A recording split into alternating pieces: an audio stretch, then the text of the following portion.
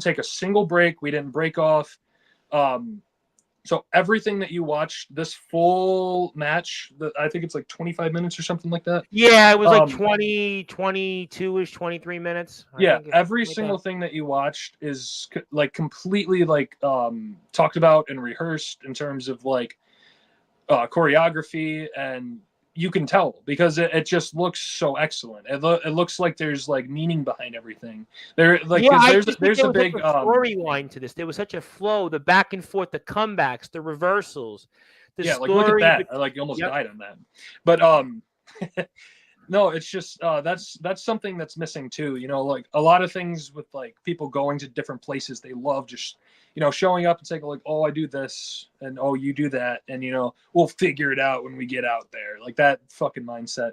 That mindset pisses me off so much because you never have the opportunity to sit here and tell a story. You never like because you go out there and you just do a bunch of like meaningless moves, and that's something that's like lost on like a lot of things. And like going forward, you know, spoilers for like the future chapters of my defenses. If anyone in this comment section, if anybody that James Taylor happens to text gets in contact with him about coming out, understand that if you're going to come out, we're having a very similar like situation with JX and I here, because I don't want people coming out and having these like middling title defenses that like you can just tell there's no chemistry. Well, I got to be honest. I mean, I'm going to say it, even though, you know, we have Julian Void Jacobs on Sunday. Yeah, this is going to sound like another XCW knocking, but, you know, XCW's played hot potato like it was WCW 2000 with the world title. I mean, no, seriously, when you were there, I think ACT was Brady had the title.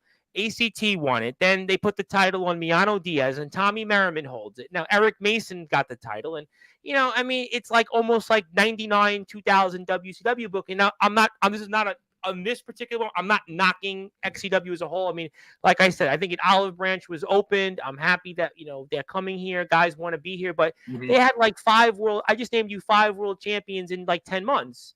You know, and I think to me, there should be some sort of linear flow. You know, Soldier, the IMF, he's been their champion a while. You know, okay, he's their champion. You know, NEW, you know, their champion, you know, was Tyson Spade. He held it for a while. Jake got the title. Okay, that made sense to me. You know, you had in TBW, Ledger was champion. You were there. Cooper held the title for a while. Now, Jay Wild gets the belt. I think that there should be, I don't know if it should be a Mr. Judgment, like 5-year run as champion, you know, but I think that you're seeing, like, at least here, there's a linear flow with the titles. And, you know, and I think that that's where I completely see where you're coming from. And we see, unfortunately, the match kind of has this moment here, which in a way, you know, maybe for some, you know, puts a damper on what we're about to see.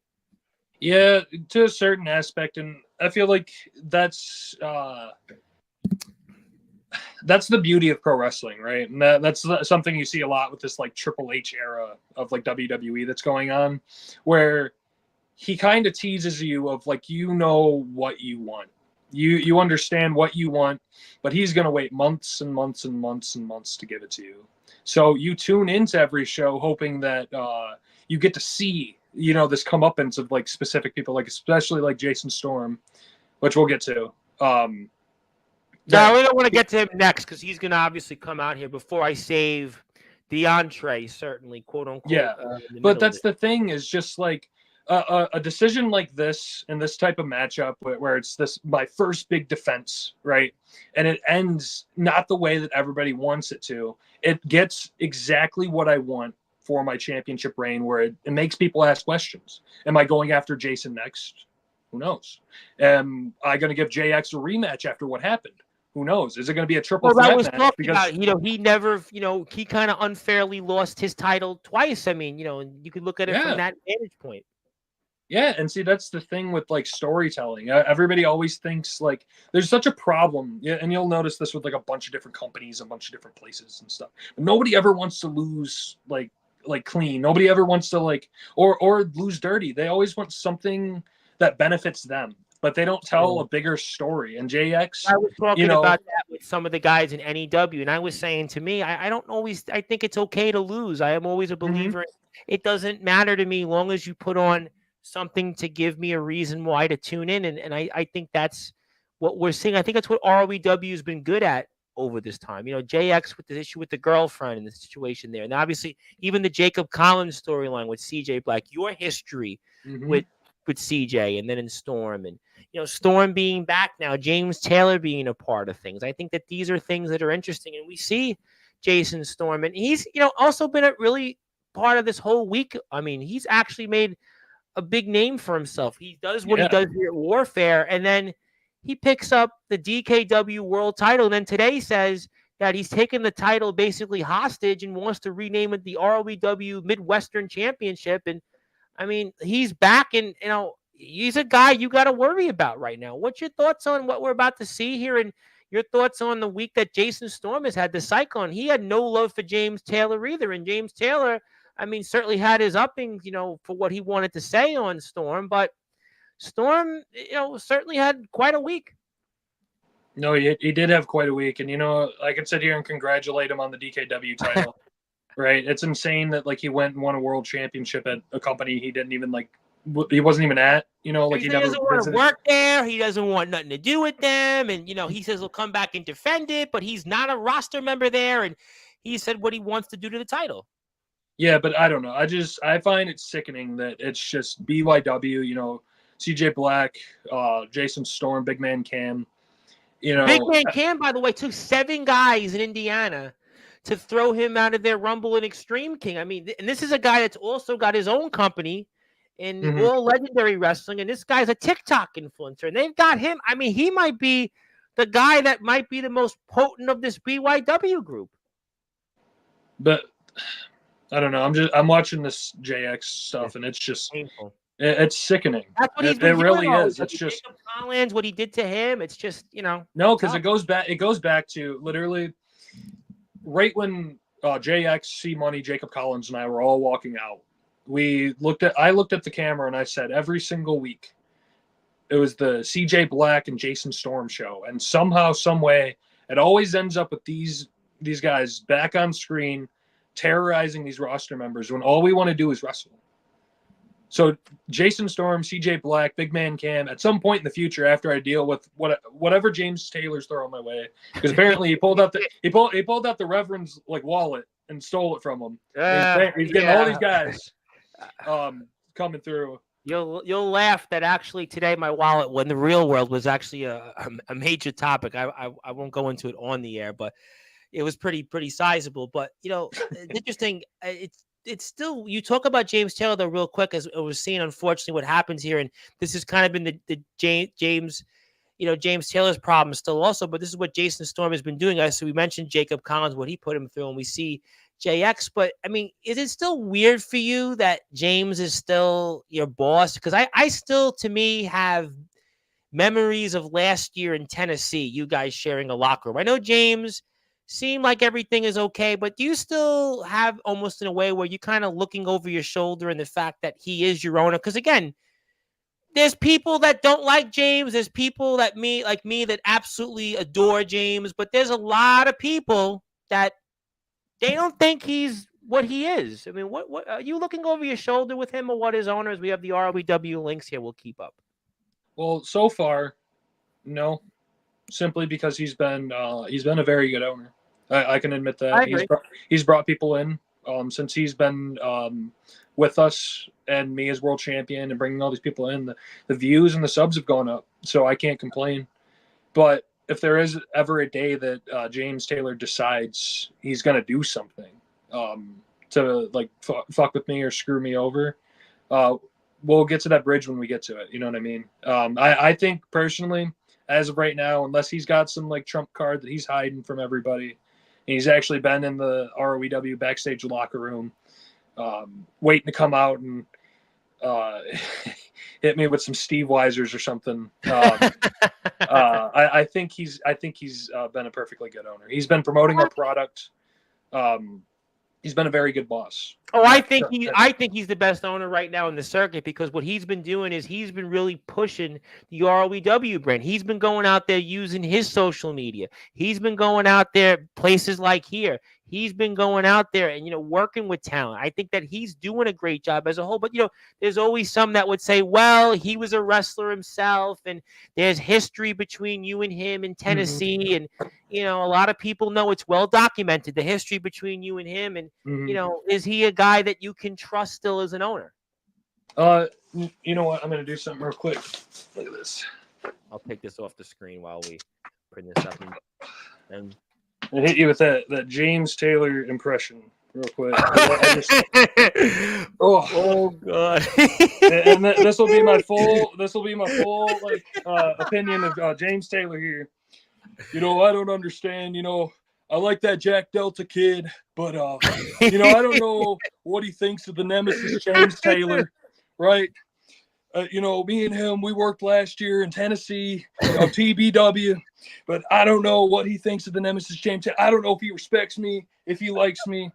James, I love you, man. You're fine. Wow. All right. Wow. I want you to know I make fun of you. I poke jabs. That was pretty damn good. Thank you. Wow. I think you're a perfectly good person. I think you fixed the flaws that I've had with you personally, where it's you're a guy that represents those promo people, and you're a guy that floods in now. That actually, yeah, you're a guy that floods into actual wrestling, right? Where it's people are actually going out and wrestling, but you don't wrestle as much, and I understand there's circumstances that keep you from wrestling, but the difference is you've made yourself useful in a different way. And that's what I've always wanted from you. So I agree. I've always wanted you to be it's not that I didn't want you to ever be a part of the community. Literally all I've ever wanted is for you to find your place. And if you're not going to travel and wrestle, the best way to do it is be an owner. And you purchased ROEW. You're my boss. And I actually have no hard feelings against you, Mr. Nemesis. So that was pretty good. I think hell is definitely frozen over. I got a lot of people that want to settle before I present to you something, because I really do want to give you something. Zilla's been waiting to say this. She says hello. Zilla just says hello to everybody. You've seen this before. Yeah, I've seen it before.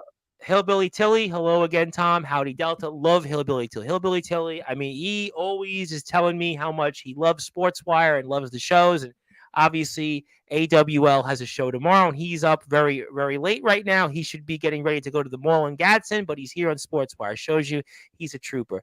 My buddy Atomic Titan was telling me how much he was excited about tonight's show. He's going to go into the Hall of Fame for a second time. He's going to be with us with the TBW guys, I think, on Wednesday as well. So he says hello, and he's my hardcore king, but I'm not going to ask you to bow down to him. My buddy Ace Reed is going to be back here soon. Of course, Ace of the Wired Up podcast, who's going to be a huge part of things coming up in the Nexus. I will certainly let him share those details later on. He's also training to be a pro wrestler. So good on Ace. He's in training, and he's doing really, really well. I had a great conversation with him earlier. There's social media management. Maybe James put the management out there. Excited to hear from our champion. Yeah, we never had a social media team, I don't think. So I don't know who we hired, but we have one. Well, there you go. Good to see you again, Delta. Hello, Soldier. Obviously, Soldier is here. It's from one champion to another. Ace is also the BWU champion. Jacob Collins would like to say, who is, by the way, close to returning to the ring. Still haven't congratulated Jack Delta for winning the ROEW championship since CJ Black took me out. So congrats, Delta. Much respect. I know a lot of people feel that Jacob Collins, in a way, kind of was robbed of a full title reign, but, Yes, he has to come back and obviously get healthy. We're a little bit longer away from that. And Zilla's got a bunch of comments and would like to say hello and everybody. And yeah, I would also like to say to Zilla, I love you, Zilla. I will thank you whether you are face or heel, and I appreciate you. So yeah, I think Jake said that on yesterday's show. I think Jake Dvorak said the same thing. Everybody seems to be going with that. I want to say hello to one of my buddies, of course, from the legendary GBYWN, the GWC, Mr. Copper Dragon. Yep, Mr. Hardcore was here Sunday show. He said hello, Tom and Mr. Delta. Congrats on your title. When it's good to see hard work pays off. And it's so funny because this guy is a legend, and he tells me every time, I watched these shows, and he gives me the report. Here's a guy that's from the GBYWN. Here's a part of the legendary GWC intensity. All this stuff. He's telling me what I'm doing that's great. No, Mr. Hardcore. It's what you've done in the past 20 plus years. Yeah. You have a match on YouTube with 2 million views, whatever it is. So no, I need to be telling you like, thank you for coming in here, and that's all. But yeah, no, like the GBYWN and the GWC and all that stuff. That's stuff that like I wish I would have gotten into backyard wrestling earlier, so I would have been able to like been a part of that. Because man, that stuff is such a golden age for like clips and it's funny stuff. That you like said that because the last like 3 or 4 months, I feel like that is something that I know I've been getting pushed a lot to recognize that history. And I've been doing that. Rad Dad obviously laid a part in that. Sean Jovi was a part of that, and obviously guys like Mr. Dragon and Mr. Hardcore who've become big products of the platform, and that's kind of what I've been pushing in. I'll let Zilla ask this question, but how long have you been wrestling? What's your favorite wrestling match in your career? okay, it's 3 questions, but that's 1 question or 2 questions. Yeah. How long have I been wrestling? I've been wrestling for 6 years. Give or take, probably like 5 years. With I took 8 months off after an injury I had a few years ago when I was doing my pro training, and I got like destroyed. And then just a few like random additional like months off and stuff like that. But I've been wrestling for about 6 years. Some seasons harder than others. Sometimes I'm wrestling every weekend. Sometimes it's like I'll go 2 or 3 months without wrestling, but like sporadically for 6 years. And then favorite match, that's hard. I've just been a part of so much that my favorite match changes all the time. I remind myself of a company I used to wrestle for, and I'm like, oh, that's my best match. And then it's like, no, but then I remind myself of this match and that match. The CJ Black match is a fantastic match. The JX match is fantastic. The final match I had in MEBW against my friend Matt Thunder. That was an excellent match just for what it meant more so than like the actual wrestling. The triple threat match I had for WCEF's final show down in Texas. I think we spoke about that the first time you came here. Mm-hmm. Yeah, it's just I've done so many things that I don't have a favorite match. It's just I don't know. It's kind of hard to articulate when you have so many. I understand. It's funny you said that because I've done in 5.5 years so many of these interviews, and somebody asked me, well, what's your favorite ones? And I'm like, yeah, exactly. You've been doing it so long. 5.5 years. Yeah. I mean, obviously in the backyard, in the underground, you're up there in Ledger, and, Osiris, which I obviously opened up to thank you for that. Osiris, that was a big deal to have Osiris here, and, you, and certainly I would say Rad Dad was emotional. I would say, from the backyard and the underground, maybe those 4 come to mind. Yourself, Ledger Shade, the magnitude of Ledger Shade. I think Rad Dad, because he transitioned from the GBYW and to GTS, I would say those are my 3 or 4. I'm sure I'm missing more. Titans here. I gotta say Titan. I gotta throw Titan in there because he'll remind me that I didn't say him. But Jacob Collins, Mr. Clean, really does have a punchable face. Well, James kind of said the same thing. So, what's up, fellas? That's Drake Goldragon, who sadly lost the national championship in Resurrection Wrestling. And yes, how was JX? He was very happy with that. I have a good one from Hillbilly Tilly. Have you considered going outside of ROEW to defend your title on other shows? That's something that you're allowed contractually, or I don't know enough to really. Yeah, to a certain extent, it kind of depends more so on what I'm offered, because a lot of my priority right now is with ROEW, and I know, the grandiose thing of saying that I've defended the ROEW championship in other places is nice. But at the same time, when I go, am I going to be guaranteed the same production value? Am I going to be guaranteed the same opponent quality going to other places? Like, I'm not opposed to it, but if I'm going to other places, like as much as I love being the ROEW world champion, I would want to go to other places and contend for their world championships and keep ROEW. Sure.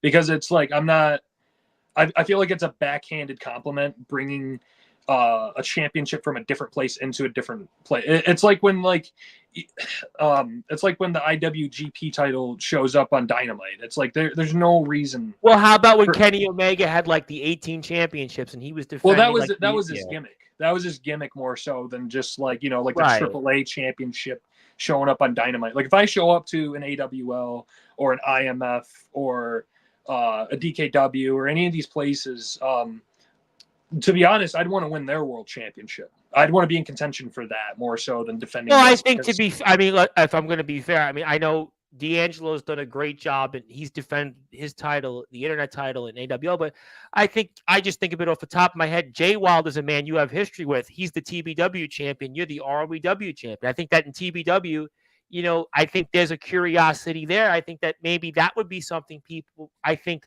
that would be one of those things, because again, what you did in TBW, you had history. Like you said, you had history with JX. Mhm. There would be people I think that might want to see that, because they know the magnitude. I said it last time you were here. TBW at least, put you in the ballpark of at least, okay, that's how I should see Jack. So I think TBW, that would be like somewhere I could say, okay, you and Jay Wild, he's the champ right now. He's very impressive. He's finally won.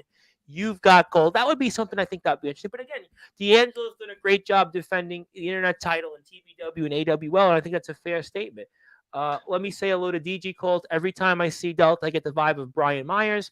Jack is like the most professional wrestler in the underground these days. Pretty well said. And Brent's got a new logo on YouTube since I last seen. Oh, that is nice. Mr. Dragon, who, by the way, has put so many reels out, and I appreciate that I'm sponsoring all of them, because I'm a Patreon subscriber. A score is pending. So the good news is, because I put the matchup on the screen, I think Copper saw that, okay, I did his work for him in this one, so now he can rate the match in a week from now, and you'll have it up on Instagram, and we'll have fun. Yeah, I'm curious to see if Copper is going to feel the same way as you do about the ending versus what I feel about the ending, because I know he takes everything into account. You know what I mean?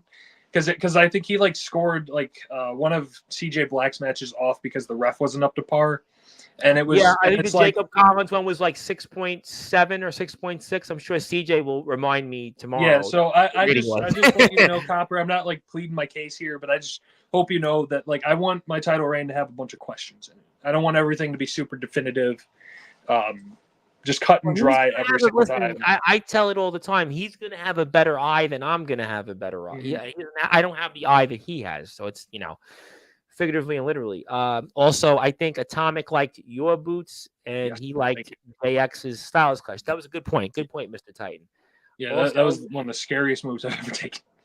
There was a point when I was upside down and I was looking at the canvas, and I'm like, wow, this really could be it.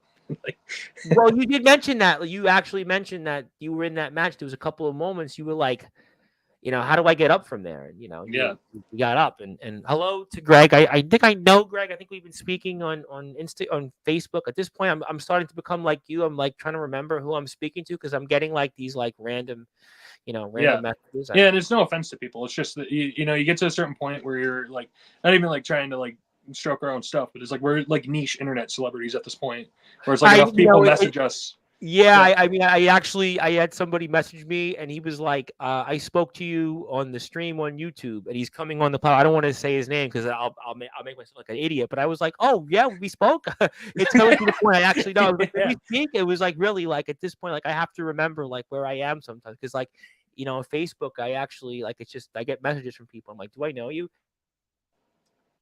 Wants to say that the only way he's coming on in the TBW Hall of Fame show is if the other roster members basically bow down. So I guess that'll be a conversation for a different time. I'm going to come back to him in about 15 minutes because I still want to give you something, and I want to really save that for last. There we go. From BPW, congratulations on winning the World Championship. You deserve it, bro. Continue to thrive and keep going strong and never give up. Very nice words. Thank you. Words. I appreciate that. Mr. Titan would like to say, I'm their hardcore champion. After all, they'll bow down. Now just cue Joshua Allen in 5 minutes to come on and say something opposite of that. Why? Yeah. Have to be ready today on Sportswire. Mr. Black, though, would like to say you're trash and overrated. My property that was stolen from me, which you had a hand in, will be back in my possession very soon. You tapped out day 1 of this year. Let's do it again real soon. Well, although I think James Taylor's not done with him, though. But he's going to be your host, and I'm going to get to him, though. He's going to be that middleman for you coming up at face. Okay, yeah, no, I take it back. James Taylor is the worst owner of all time for putting me in I was waiting for it, and here they come. Somebody out there's going to say, hey, knew it. I told you so. No. I told you so. No, that is actually the worst news I've ever heard in my entire career, is that I have to sit in the ring where he has a microphone and I don't for 5 to 10 minutes, and it's just going to be terrible to sit through. You thought the tension between the Young Bucks and CM Punk was bad. You thought Sean was bad. I mean, you thought Matt Hardy and Edge years ago was bad with Lita. Wait till you see Face Off coming. By the way, ROW Backyard Wrestling. Want to say hello to one of my compadres from the Promo Wrestling Federation, the Wicked One Judas. How you doing, my friend? And the other Judas from Big Man Cam's company is here in your chair at 11 o'clock Eastern time. That'll be interesting. Speaking of guys that are going out there and wrestling, I saw his package on Instagram. He's out there in the ring already. But ADT, of course, the AWL champion, the Kingpin himself, says, good old Jack Delta, nice to see you back. Yeah, so literally one of the only men I respect outside of ROEW. I had him here a couple of weeks ago, and I definitely respect him, and that's why I'm here to say hello and wish him and everybody at AWL a great show. AWL has been, really great supporters of us, and almost all the guys are here. Just, I think DG Cole talked about professionalism, and I think everybody in the AWL roster, from my experience, are all professionals. I mean, everybody I speak with, CT Matlock couldn't be more of a nicer person. Mm-hmm. I speak with, again, everybody, AJ Morgan. I hope he's going to kill me for this, but all the guys there, Dylan Andrews, I mean, everybody there, Seth Maverick, almost all the talent that I speak with, Travis Hunt, all of them, just, you couldn't ask for more professional people. That's why they're doing great things. Also, Jack Delta, you had a great match in ROEW. Well, we watched one of them just now. Mm-hmm. I have a good one from Soldier. Is there guys that you haven't wrestled that you'd want to, and who would they be if you had those two choices? So list of guys that you haven't wrestled that you want to. It's a good question. Yeah, that is a good question.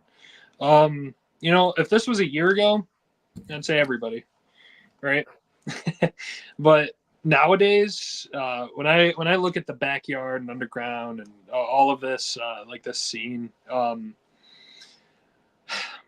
there's not too many people that are like as versatile as like you'd like to think, and that's something we're going to get into later. Yep. But to answer the question, yeah, there are a few people that I'd like to wrestle.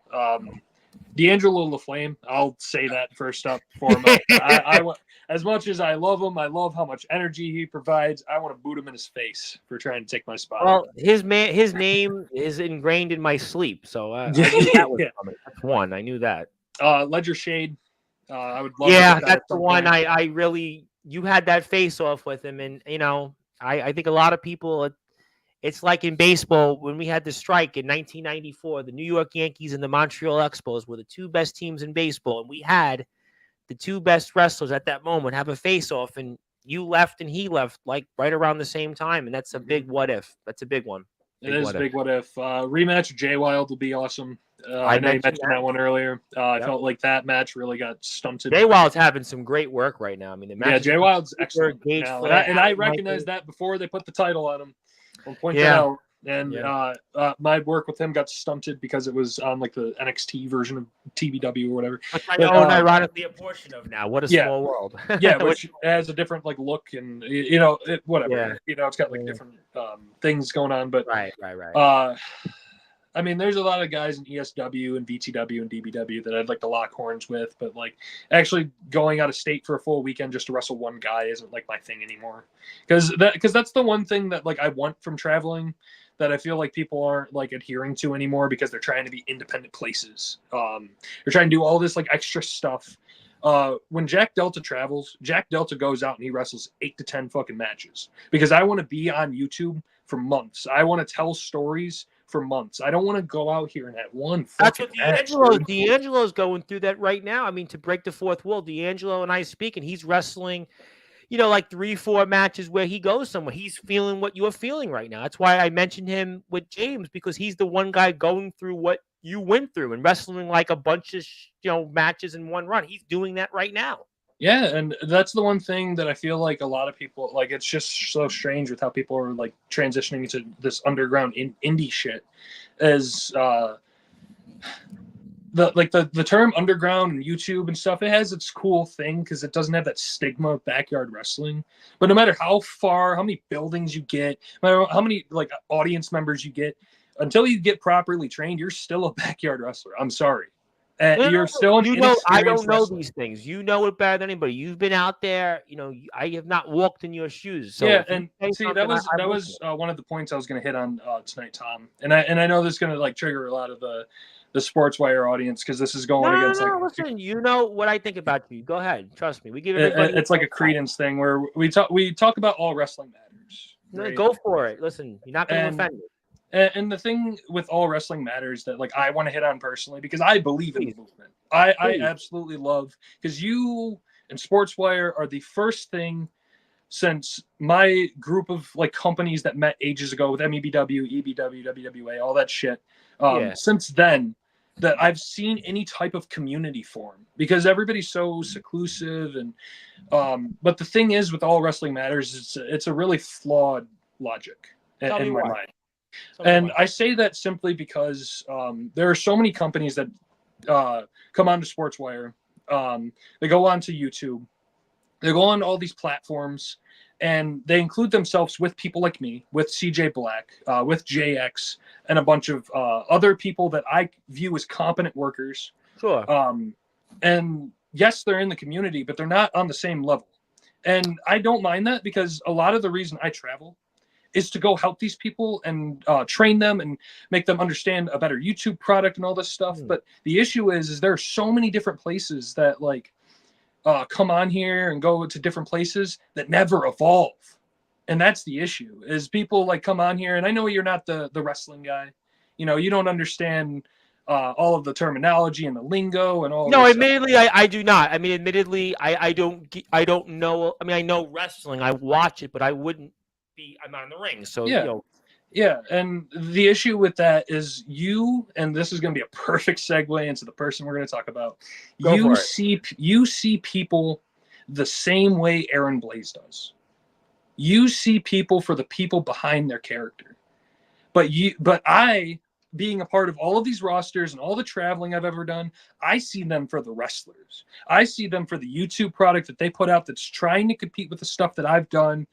And, you know, I've gone for the experience because I want to get the firsthand experience. Maybe there is a reason their product looks like shit. Maybe there is a reason they aren't trained. You know what I mean? But the issue is like, I'll go to a place and I'll wrestle there. But what ends up happening is they don't train after I leave. And then they never evolve. And then my name is forever etched in their history. And it digs in my skin that I'm like, I've been associated with these places.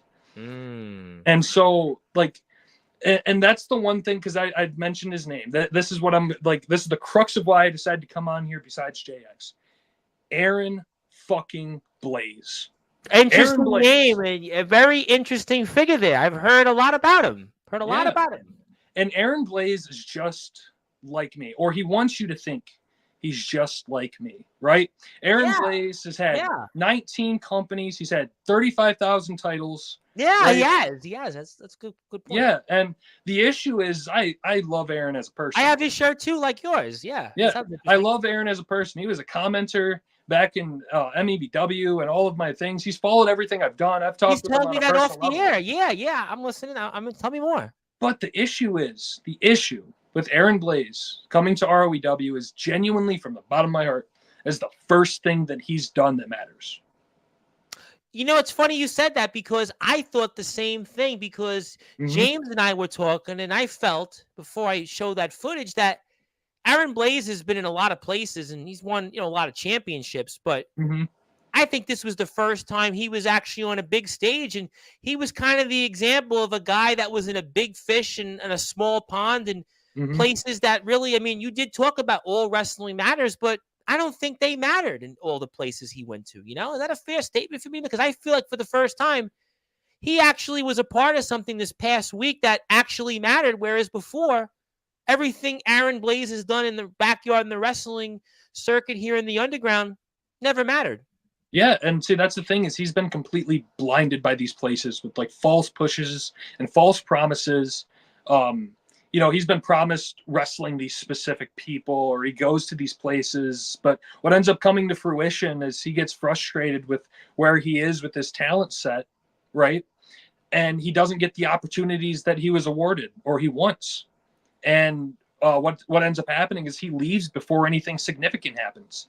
And he's only been to 2 or 3 places like that he or his wrestlers have like not booked. You know what I mean? Because he's been to like, he's got YBW, he's got all these other places, but all of them are associated with his friends. Me, when I go to places, I don't know most of these fucking people. Most of the time I'm touching down at an airport or I'm driving, and it's the first time I'm ever meeting these people.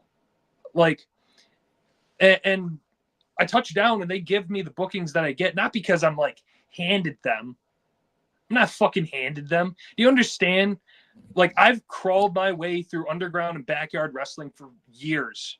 And I show up and I wrestle the same opportunities that anybody else can be afforded if they show up. And I win them.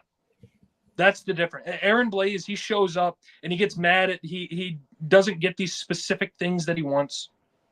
And I respect him still. I respect him for showing up.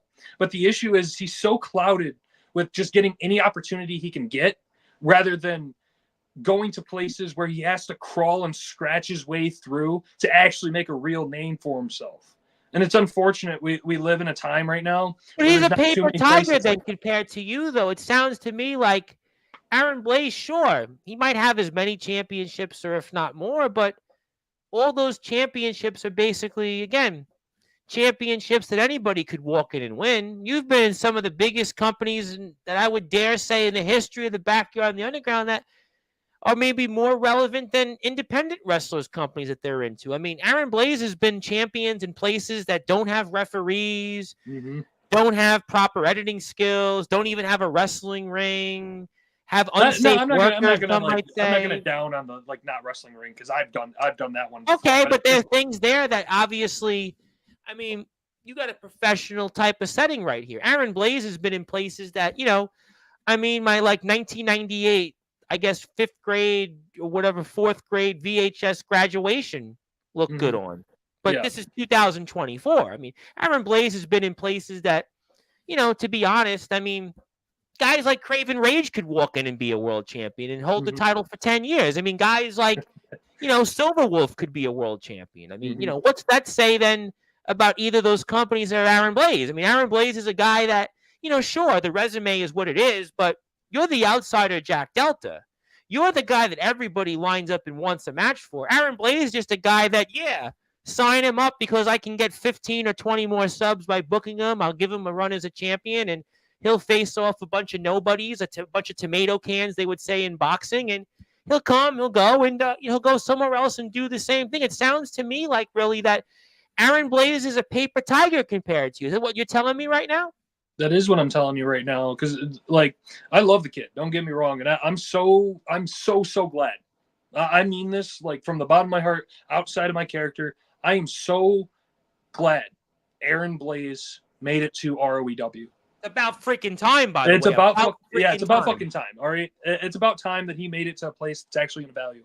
But the issue is it's the way that he's marketed himself. Because I'll be honest. I'd rather have this one ROEW World Championship over my shoulder than every single title Aaron Blaze has ever won.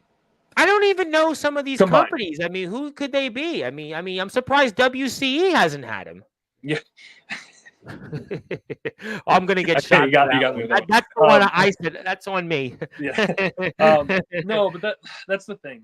Is just I respect what he's trying to do, but if this was, I'll tell you right now. If Aaron Blaze chose some better companies, and for the next few years he's grinded his way the way that I did, where I don't look for people who are just going to afford me an opportunity because I can show up and they can throw a title on me because there was one funny one, right? Because he's got his social media or whatever. He has this exact same photo that I do. I don't know if you've dug through this and found this, but there's this exact photo where the UWA has this thing where we both went out there. We were both the outsiders. We both traveled to UWA, and we have the exact same 2 sets of titles. Yeah, the Heritage Championship, right? The Heritage Championship. The Heritage Championship, and then that useless ass fucking Yep. Yeah, the useless ass fucking CCW World Title. We both have it. It's almost like they just that's the one they threw at us because it was sort of like the New Age title in Indiana, huh? Yeah, it's just like the Here You Fucking Go Championship. You made it. You're putting over fucking guys who don't train. So it's here's these titles you guys can fucking have. But the difference is when I look at that championship, those 2 championships that I won, I'm disgusted. I actually am disgusted that I was associated with that at one point where I was proud to hold those titles, where it's just it doesn't mean anything. I think I had you last year. We were in the you were about to go to TBW, and then you were in the middle of that. You had that run over there, if I'm not mistaken. Yeah, and see what it was like I didn't even promote that CCW match because it was so ass. And the thing with it, right, is he has that exact same picture. And when I started out, whenever I would travel somewhere and I'd win a bunch of titles, I'd be so proud to show them off. But the thing is, I've evolved since I've won those titles, and I recognize what those companies are. And it's just meaningless fodder. It's just you like when you start getting into being a traveling backyard wrestler like me, like Aaron Blaze, like Law, like LaFlame, you get so caught up in the high. With you two, I think LaFlame is the one I think of between the two of yous. I said it tonight. I think the only man that is in the discussion of travelers between you two currently that's pure yard is LaFlame. And LaFlame's only bursted onto the scene this year. That's it. That's something I want to like discuss too. Go for it. LaFlame is choosing the right companies. That's the difference. LaFlame is choosing the right places to go because the places he go actually have steam behind them. And LaFlame isn't in Summer Bash too, and he's wrestling Soldier. LaFlame is going to places like that. Like I want to see him. NEW, those guys are killing it. AWL, professionally run company.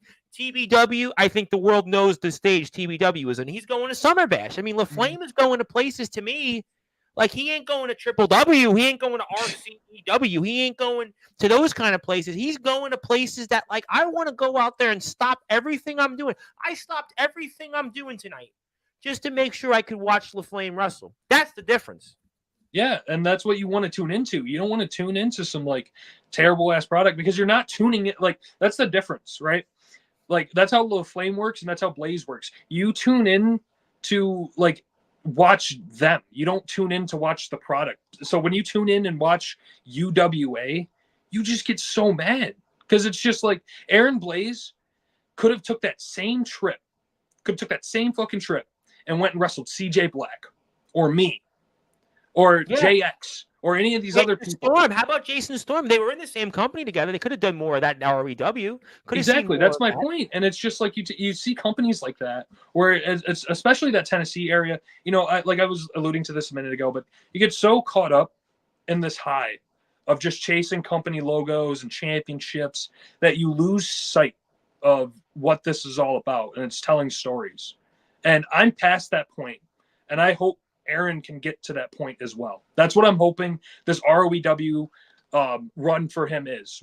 Whether whatever happens between us, whether he wins the championship and I go off in the distance, whether I beat him, it's similar to that. It's just a bunch of useless ass fucking titles. I have it. Right? I have the photo. I just threw that one first to kind of get. Yeah, because there ain't a single person in this entire fucking chat that watched fucking SBBW or CCW.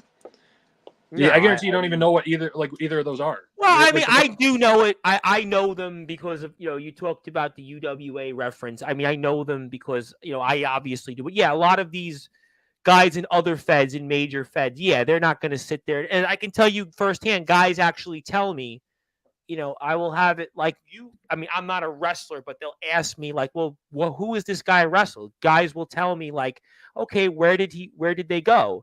Mm-hmm. And if I were to say where he's gone, it's not going to ring the same like you or LaFlame.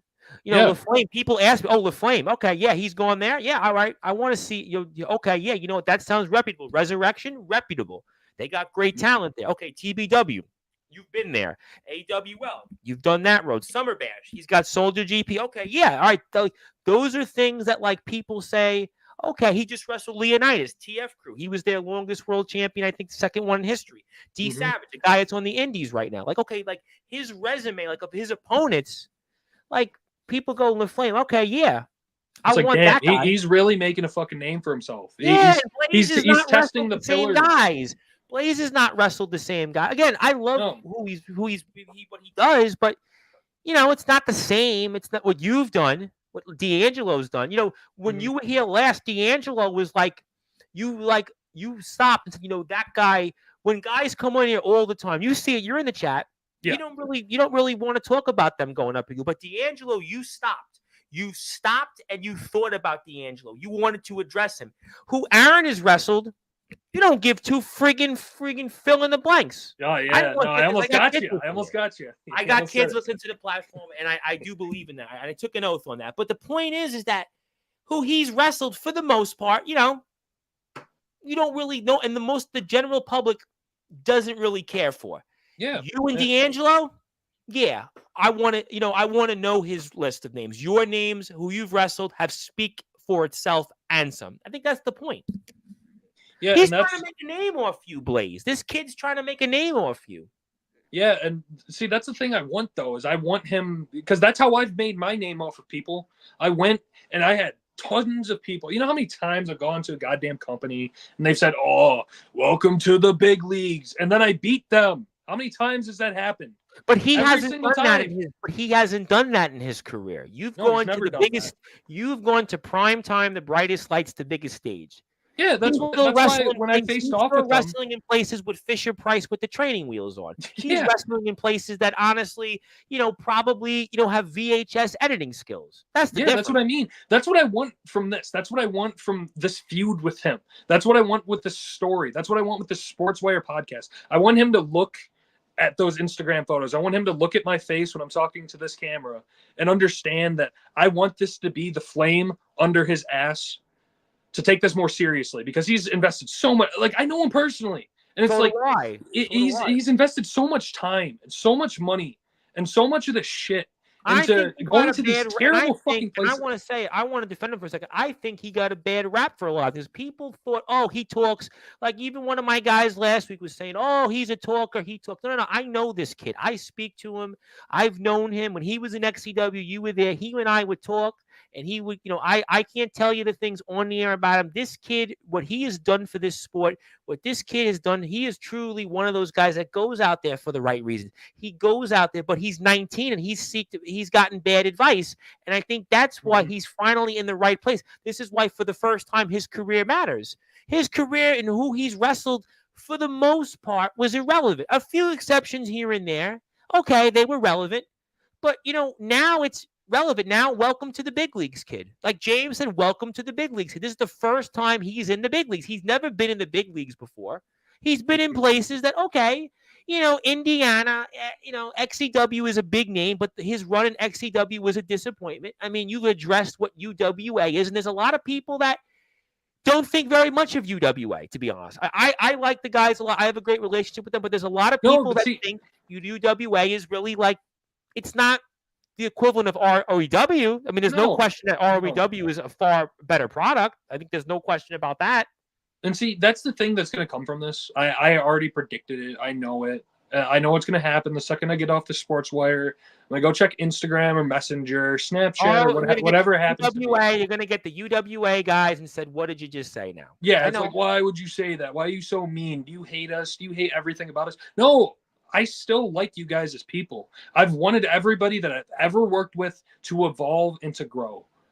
But it's been years. What? It's been like a year, 2 years? I don't know. It's been a year or two since I've visited you guys, and the product looks the fucking same. None of you guys have trained. None of you guys have done anything to prove yourself. You know what? I know I'm going to get in a lot of trouble for this, but there's a lot of people that tell me through the grapevine that they've tried to help these guys. They're all unsafe. There was an issue with Dalton Skull last year. He nearly died in the ring. They broke his collarbone last Tristan year. Taylor was here. He got hurt there. And, there is a thing there that these guys are unsafe and that guys have tried. TBW guys went. And again, I don't know the details of it because I'm not a wrestler. I like these guys a lot, and I'm not taking a side on it. But what I've heard through the grapevine, this is a company that is basically, if you haven't signed a waiver, if you have signed a waiver to wrestle there, you might as well be planning a future trip to the hospital and a permanent trip to probably a rehab center. Yeah, when I was in contact with the UWA guys, there was never a time that I watched a single match with them because I'd be late night calls with them, trying to help them improve and stuff. It's not that one either. See how many fucking titles this dude won? This was the Tennessee trip for everybody. If you go to Tennessee, you'll get an exact photo like this. Same one. Yeah. And but that's the thing, is just like there wasn't a single UWA match that I think I've ever seen in my life where I was watching it with them, or they like talked to me about it, where they were like, "Oh, we made it through the match fine, and everybody was safe." Everybody always got fucking hurt, and then they just go out there and they put on these 40-minute boring ass matches, and like it's so insane. It's just like how like I get that there's a certain like level of you're on screen and you get to watch yourself, and there's something like euphoric about being on YouTube and having actual feedback from people.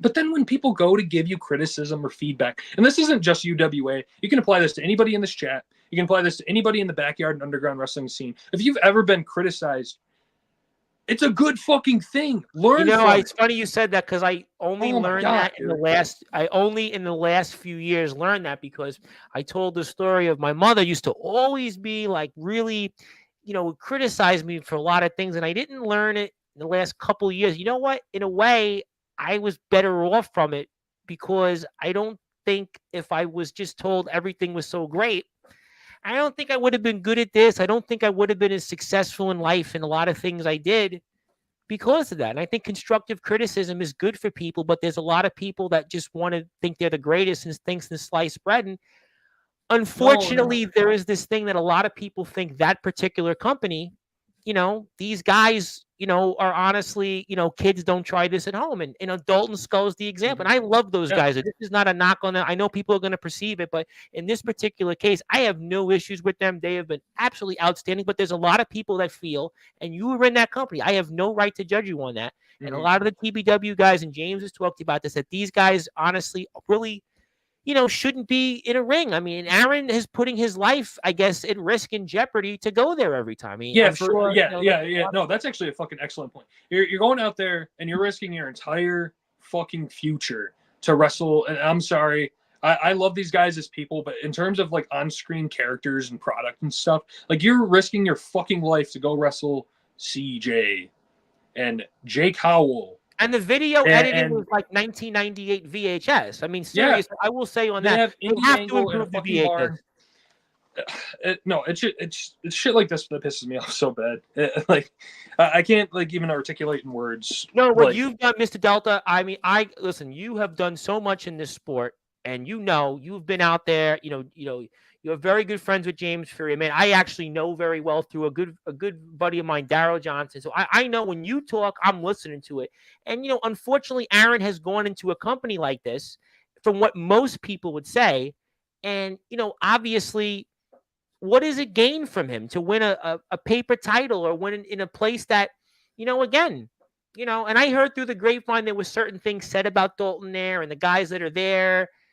Again, I like them dearly, but I think that, again, this is like when we talk about Silver Wolf in the ring. This is like when we talk about other guys, Tyler Ark, that have been out there, and people look at that. And Aaron is making a mockery of his name. I mean, Jack, I'm going to say, I know there's so many comments. I'm going to get to them, but I think in a way that, sure, this could be the match to decide who's the greatest traveling wrestler of all time in the backyard. But it sounds to me like Aaron Blaze is made a mockery of his name and what you've done for this sport. I think Aaron Blaze, it's fair to say, from all the places he wrestled, is making a mockery of what you've done. I mean, D'Angelo the Flame really should be the one that's in the shoes of Aaron Blaze, from what you told me, because D'Angelo the Flame is the one, he's in places that they really matter, and he's wrestling in places where it's kids don't try this at home, it seems.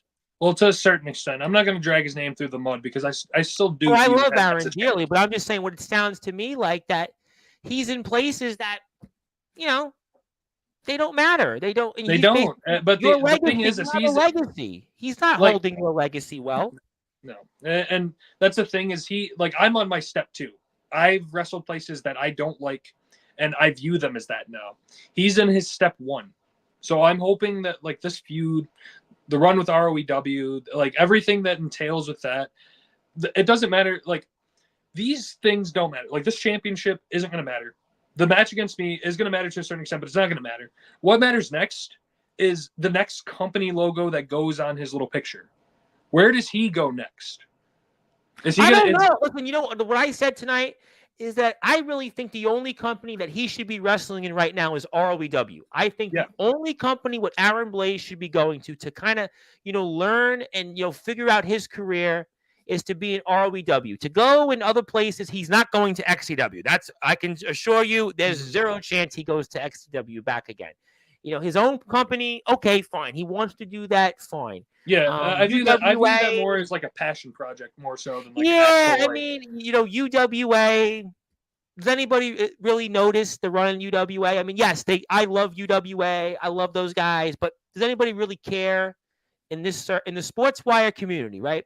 If you're out there right now, let me ask you this question. Do you care if Aaron Blaze is in UWA? Do you care? Yeah. Does any actually? No, that's actually a good point. Anybody in the comments right now, say like, when is the last time you tuned into a UWA product? Was when Titan and Joe Anderson were there? I don't know. How long ago was that? Titan's in the chat. He'll probably message me on Instagram and remind me of that. He'll probably strangle me for mentioning it. But James will probably tell me about it because James will come back and retort with it. I mean, so seriously, it's a serious question. When was the last time that you went and wanted to watch a UWA? I mean, I loved watching what he did with Jake Howell, but again, kids don't try this at home would be what a lot of people would say. Because that's another like point I want to hit on too, is anytime you start involving yourself with the community, right? You start uploading on YouTube, whether it be wrestling, video games, any type of like content creation, you inherently or like inadvertently, you are competing with every other thing in that field. And so regardless if you want to get the criticism or not, you are producing backyard wrestling. You're producing underground wrestling. So it's either you involve yourself with the community and you bring in these names and like listen to them, or you completely segregate yourself and you stop listening to people and understand what your product is and why people don't want to work with you. Are you saying then that a company like UWA is tone deaf and that they're really playing the part? Are you saying that? Yeah, no, because like you alluded to it earlier, but there was like a point when I was at UWA when I tried sitting there training with them for a minute, and they were looking at me all weird. Like they had never like done it before, and I assume they only did it for as long as they wanted to because it was me. But I've heard from other people that they've tried training with them and they just don't listen to it. They don't hear it. They don't want to. They just it's the thing where it's just like, they're having their fun with it, but the issue is that it's a part of what I do. And I got the experience of that because I wanted to go there and help them because I like CJ as a person. I love all those guys as a person. Really, this is not a personal affront on them, but that's the thing. It doesn't matter what I say; these words are going to come to them because that's just how the internet works, right? These words are going to be separated off. Yeah, this is a different case because there is been a lot of talk from other people. This is not like, okay, when we talked about XCW, okay, this is a different conversation because you even have XCW up here. In XCW, there is a different conversation. But I think here, almost a lot of people outside of that Fed have said, and again, I don't know. I'm not a wrestler. I have no idea in this. They have said that this is a place that, if you want to wrestle there, you will probably have a ticket to the hospital and probably a long stint in rehab. Yeah, and you can see that in the few matches that I did there. There were a few times that both of that, because I think when I was at UW, we're gonna really break the foot. I'm gonna actually save you here for a second. You actually told me you didn't want to share anything of what I said about your experience there. Yeah, no, you, to break the fourth wall even more. There was he had CJ on recently. Yes, I had him about a couple weeks ago. Yes, I did. Yes. Yeah, not the good one, not the good guy. He had CJ on, and they watched my match. And Tom does his like advertisements of like sharing if he talks about a specific person and they're not on, he'll put them on Instagram or Facebook or whatever it might be, and share or whatever. But he was like talking with CJ about the match I had with him, and like I already didn't like the match. Like when it happened, I didn't like the match. Like in post viewing of it, the one time I watched it, and as a showman and as a character, I still respect the fact that they put me on their product, and I gave them like a fucking congratulatory fucking suck off at the end of the thing where I was like, thank you for having me. Respect, yep. Blah blah blah blah blah. But you shared that clip, and I was watching that match, and it was so bad. You explained to me why you weren't sharing. yeah. I texted Tom. I was like, Tom, I'm sorry, I can't share it. Like people are gonna see me tagged in this and probably fucking hound me for fucking like selling the stuff that I sold.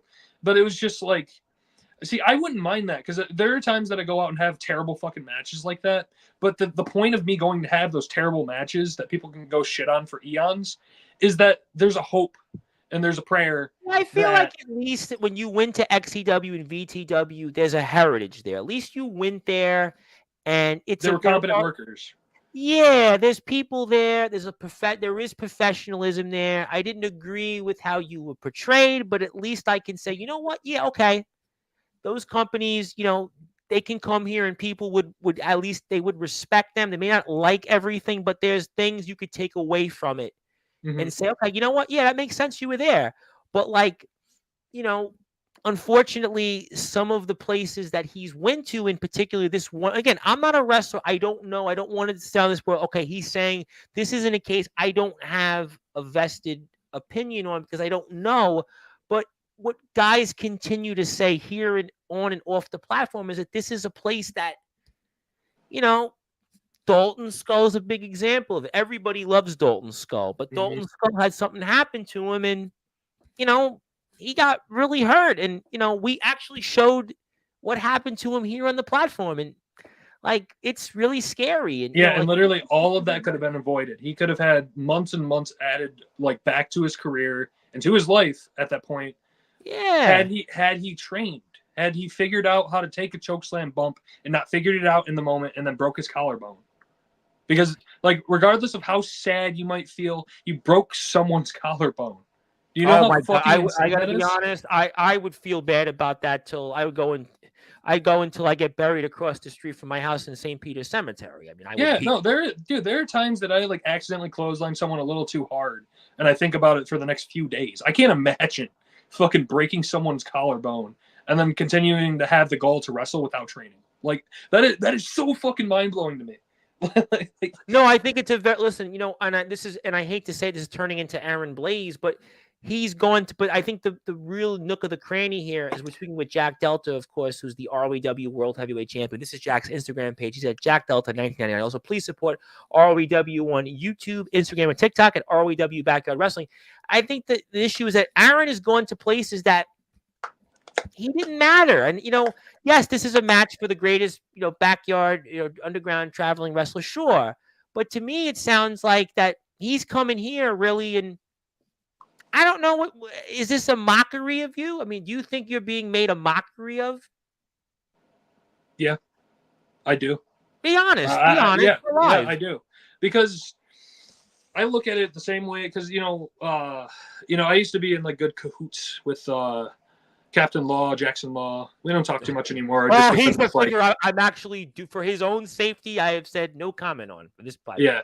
Yeah, I used to be in like cahoots with him and Blaze about just like the extent of where we travel and what we do, but I feel like they just don't treat it the same way. They don't understand like the basis of like because here's one thing that really gets under my fucking skin about this is just every time I go out to a specific place and like the very few times per year, I actually have the opportunity to sit there and talk story in the ring. And we actually get to like cut promos on each other and we get to talk face to face about our careers and all of the stuff that happens.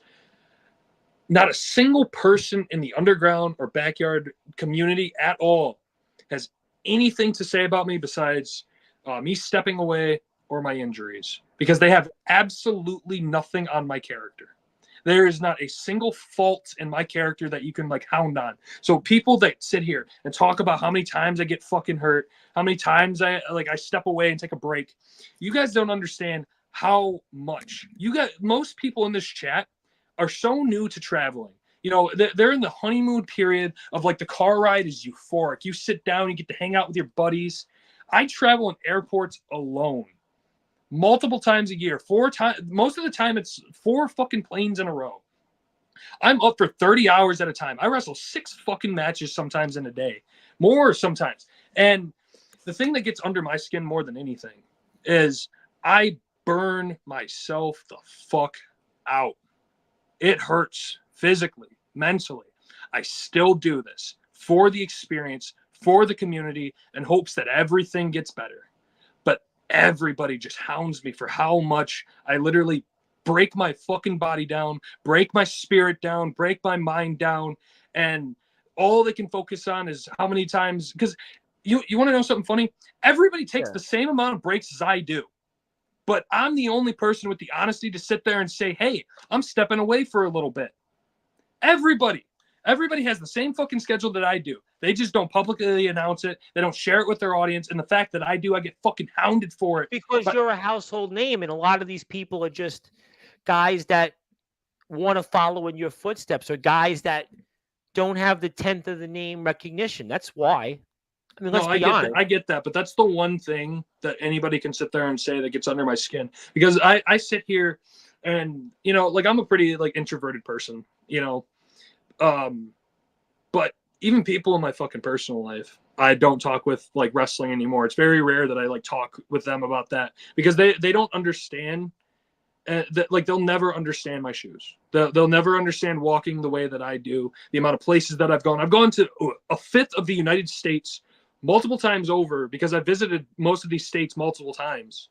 But all they ever hear is like when I finally reach a fucking point, when I've done like enough wrestling in a certain time period, because it's like pulling back the curtain. It's like the days that I don't wrestle, I work, or I have some type of other obligation. I'm doing something every fucking day. And it's like when I finally reach the point of burnout, all anybody ever talks about, I could show people fucking matches, I could show people this, I could show people that, but all they ever talk about is like, oh, I thought you were done, I thought you were on a break.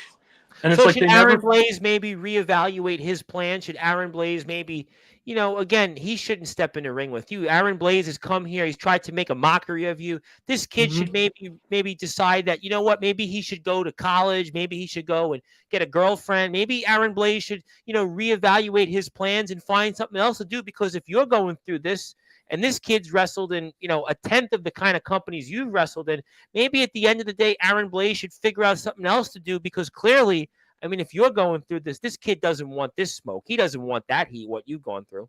I mean, no, but that's the thing. That's the thing. I know he wants to go through this. I know he wants to sit on those fucking Greyhounds. He wants to sit on the planes, because he treats his social media very seriously. He treats this very seriously. But the issue is, it stems from the fact that people will never reach the level of stuff that I did, in my opinion. Because like even D'Angelo, even Blaze, even Law, they get these like short little bursts of doing like quick little like things here and there. But it was literally like the summer of 2023, the summer of 2022, the summer of 2021. I was bouncing around states like a fucking pinball. I would say in the cases of Law and Blaze, as an example, but they've gone to places that, with an exception of a place or two, that, what do they matter? LaFlame has a tryout with TNA and NWA. I mean, LaFlame, at least, people treat him seriously. When I mention his name, people go, yeah, I respect him. Where he's gone, he's doing something. Guys like Blaze, though, what you're going through, champ, what you've gone through, and what you've done to put your body through and go to these different feds. You were at ESW Shockwave. You were at MEBW, WCEF, VTW, XCW, TBW. You were in some real heavy hitter places. Aaron Blaze, though, has been in some places that, you know, I could make a fed tomorrow and I'd probably get the same amount of subscribers. I could go put up a mat in front of my backyard in beautiful Staten Island. I'm sure I could probably get 400 views on YouTube, maybe more, because I am a personality. But if I wasn't a personality, I could get those same views. But the point is that he's really, to me, he don't want the smoke from you. LaFlame is a different conversation. He's doing a different thing. He's blazing the trail like you are, but it's a different discussion. And he's not here in ROEW. So it's a moot point at the moment. But I tend to think his journey, he's going through the same journey as you. He's feeling it. No, he'll reach it at a certain point in the future here, where when he gets to a point because I don't actually know how old D'Angelo LaFlame is, but once he reaches the point when he has to fund his own house, he has to fund his own car, he has to fund all of these actual like real life things, and then he has to do wrestling too, where it's just like, oh man, the trip to VTW sounds fantastic. until you're sitting in the airport for 8 hours. And then you touch down and you haven't slept in 20 hours. And then you have to go hang out with a bunch of people. And then you have to go to the bar. And then you have to like wake up super early the next day and wrestle. And it's like, it's fun the first like few months, maybe a year and a half that you do it. But once you're starting to get into the fucking like year and a half, 2 years, 3 years, and you just keep going and going and going, it's going to get to you. But what's his end? But what is Blaze's end game? He's come into your house. This is the place you've made your home now. This kid's decided to come in here and what a statement he made. I mean, he made the biggest statement of the year in 2024. He came out there and, decided he wants to come here and he's trying to take away everything that you've worked for, everything that you've done in this sport. I mean, that sounds to me like what he's trying to do. No, he's disrespecting me is what it is. Because not only that, right? Not only does he parade around with all of these companies, all these false fucking accomplishments. He came out and I offered my hand. And then he turned his back on you. Yep, he turned his back on you. And then he hit me. That's what really stung. Because it's just this like backwards logic that I've always had with everyone that I've like shot on all tonight, that I've always had these opinions about, where it's just like they take all my advice, they crumble it up, and then they throw it back in my fucking face. Blaze, understand that regardless of however CJ Black decides to like take the spotlight away from us being out there with us, when I stand face to face with you, though? How are you going to handle that when CJ Black, the 7-star superstar, a man that has zero love for you, and I'm sure he's got no love for Aaron Blaze on top of that, he's going to be moderating this good guy gossip? But I mean, to me, I don't even know, how are you going to get a word in? I mean, how are you going to be able to handle that? I honestly don't know. That's something that I'm just going to have to deal with. I will say, CJ, I'll let you get your little like quips in, because I'm sure you're going to talk about how you beat me, right? I'm sure you're going to talk about this championship's supposed to be yours, blah, blah, blah, blah, blah. But understand, when it's my time to talk, it's my time to talk. And if there's going to be an issue there, I'll settle it in the ring right there. I have no issues with that. And that's the same thing for Blaze. I know Blaze is going to have a lot to fucking say. But when it's time for Daddy Delta to talk, quiet the last 45 minutes. I mean, I'll put the comments up shortly, but he's been very quiet. I mean, when you were not here when James Taylor's spot, he was commenting, he was here, and he's been real quiet tonight. Rather interesting, interesting because when UWA gets brought up, Aaron Blaze is always popping in the chat. When other people here, XCW, Aaron Blaze was popping in the chat. He wanted to certainly hear what his old promotion had to say, but you've been giving him some real, I guess, dose of his own medicine. Maybe the medicine that I guess they didn't give him in Indiana. He's certainly not getting that medicine in Tennessee. They're probably, preaching and telling him he's the greatest thing since sliced bread. He's blazing a trail that nobody else has. They probably have selective amnesia and have forgotten everything you've done in this sport. I mean, it seems to me like maybe you got the wrong guy that you're wrestling to be the greatest backyard traveler. Maybe it should have been LaFlame instead. At least that would have been, people would have said, you know what? Yeah. All right, that makes sense. Maybe we got the wrong guy. Do we have the wrong guy wrestling you? No, not yet. No? Not yet. Because that's the beautiful thing about this championship is every single match matters. It's quality over quantity. The thing that I've preached since I left Tennessee. Is Aaron Blaze quality, though? Is he quality? Is he JX? I mean, JX, you have a history with him. He's traveled. Is he? Because for as long as I've sat here and I've shat on Blaze, right?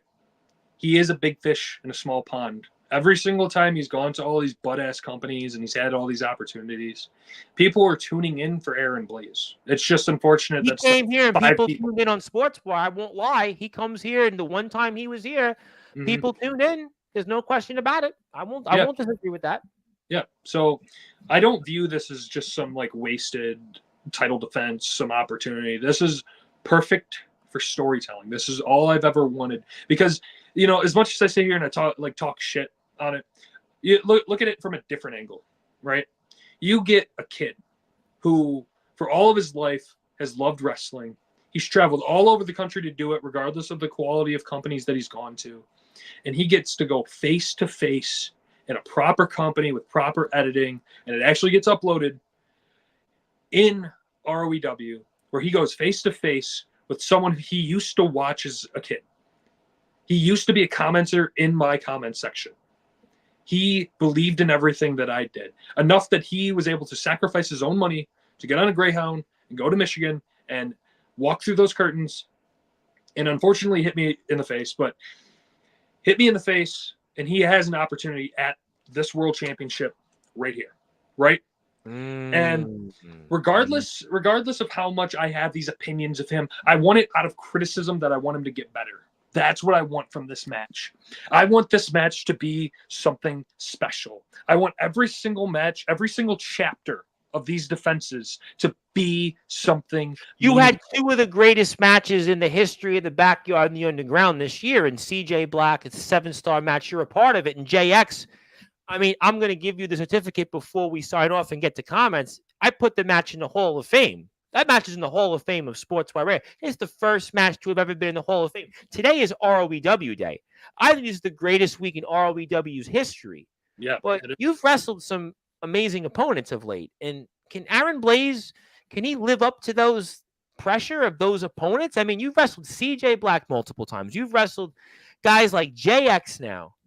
And Aaron Blaze, again, it's easy to wrestle Voldemar and JD Mercer. It's easy to wrestle, who was it? Eagle. Yeah, who is it? Who is it? Yeah, it's easy to wrestle a bunch of guys. It's easy to wrestle a bunch of guys in masks that all look the same, and they cut the promo in the same spot. Did he wrestle ET? I mean, yeah. Seriously, who did he wrestle? I mean, seriously, the people he's wrestled is great. You know, he's great. You know, okay, he wrestled Chris Jones in XTW. I give him that. He wrestled Chris Jones in XTW.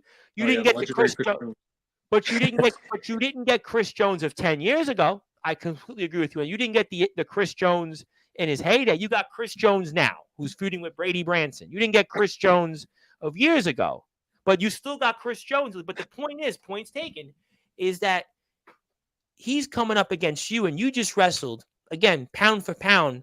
Say what you want about those names you wrestled. Pound for pound, the two of the best wrestlers today in the Backyard and the Underground circuit. Can this kid hang with you? I don't know.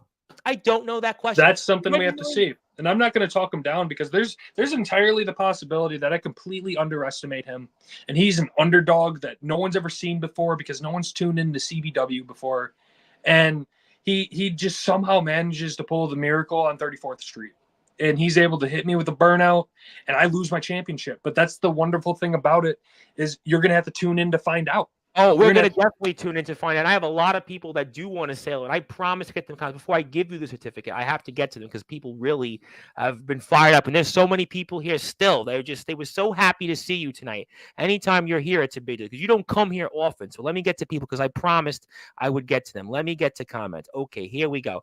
Okay. Zilla says she wants to manage you or either Atomic Titan. That's interesting. Thank that'd you, be Zilla. Awesome. I want to see who is Zilla. CJ Black says 20 people at 1 o'clock in the morning were to see him. Maybe. Who knows? I don't know. Zilla now wants to also manage. Zilla now also wants CJ Black to be the manager for her. So who knows what else? Also, yes, comment on every video saying you support someone, whether they're heel or face. You're well on your way. CJ Black giving us riveting conversation. It's amazing how full circle me and Delta have come. I appreciate the kind words. I am very excited about Endgame. Endgame is going to be a great show. There's a lot of great people going to be on that card. Christopher James. You're going to have Seth Maverick, CT Matlock, Victor Thorne. See, this is one thing I want to mention too, because I was going to mention this earlier with AWL. AWL is one of the only backyard underground places I respect because they've gone the indie route, right? Because they're getting more training, they've got a building, they're have an audience or whatever, but they still value YouTube production. That's why sometimes people in the community pile on them. I stick up for them because I say no. I'm telling you, I've seen how far that product has come. I always will say, I know guys like Steele, guys like Taylor may not have their opinions, and I love those guys dearly, but that's why I stick up for AWL. Because at the end of the day, they're still a YouTube product. Exactly. What's next for Jack Delta? Well, you've got a match with Aaron Blaze coming up in a Good Guy Gossip show. So that's pretty much the answer on that. Genuine question. Beside places like ESW or TBW, are there any other companies in the South? In the South that I want to work for? Yeah. I mean, AWL eventually, like I want them to have. There's just like I don't know. It's like an arbitrary like glass ceiling I want them to hit that like go out there for, but in the South, And I got a good one after. Oh, I gotta let CJ Black ask you this question. Oh, it's gonna be. It's I'm gonna. actually if I gonna like Tom and Jerry pass out from like how mad I'm gonna get from this fucking comment. Oh, it's but gonna be in the South, no, not necessarily. I mean, there is one opportunity that I had that was an indie company out there. There's like one guy I met a few years ago. It's called Pro South Wrestling, and AJ Styles wrestled there one time when he was like IWGP champion. So there's like that footage. That place I want to wrestle because there was a guy named Sean Christopher that I met. Okay. I think I heard the name. Yeah, I met him a few years ago, and he's always wanted me to come down there. So if I'm ever in that Alabama area for any reason, they have hit that place AWL has Spartan Pro Wrestling that they're working with. Also another indie pro company. There's a couple of them. Spartan Pro is very good. Yeah, but just like in terms of like any question that relates to me traveling anywhere else, the only places I'm going is places I can wrestle multiple matches and do multiple stories. So it looks like I have a YouTube like product and I can promote it for months. I'm not going out for one fucking match anymore. So I'm gonna put it on the screen because this is where it's gonna get interesting. Question for Bart Simpson: 3 worst feds you've been to. I know which one he's waiting for you to say. I know which one he's waiting for you to say, dude. I know which one he's waiting for. Oh, fucking hot seat. All right, first off, Bart Simpson. That's mean. But 3 worst. Actually, you know what? I'm gonna look at my old list. I'm gonna look at the logos. I can say for certain, without a shadow of a doubt, the worst company I've ever wrestled for was CCW. Titan DM me about that. Actually, yeah, I told you he messaged me about it because that match and everything that involved that match was just so terrible. It was like 5 minutes. Every single move looked like ass. Every single like there wasn't one redeeming quality. It was so bad that when I went to go search for CCW on YouTube, I could not find my match, even with my name attached to the video. I had to like backwards link, like go through like DMs to find the match itself. That's why I never shared it, because it was like it's so like YouTube buried it, so I didn't even have to. Oh my god! Yeah, YouTube buried it, so I didn't even have to like deal with that. Let's see, I gotta like dig through my archives here, but other ones, CBW 100%. CBW was like CBW is like, you know, like I get when people are like, oh, Jack, you're taking a break again.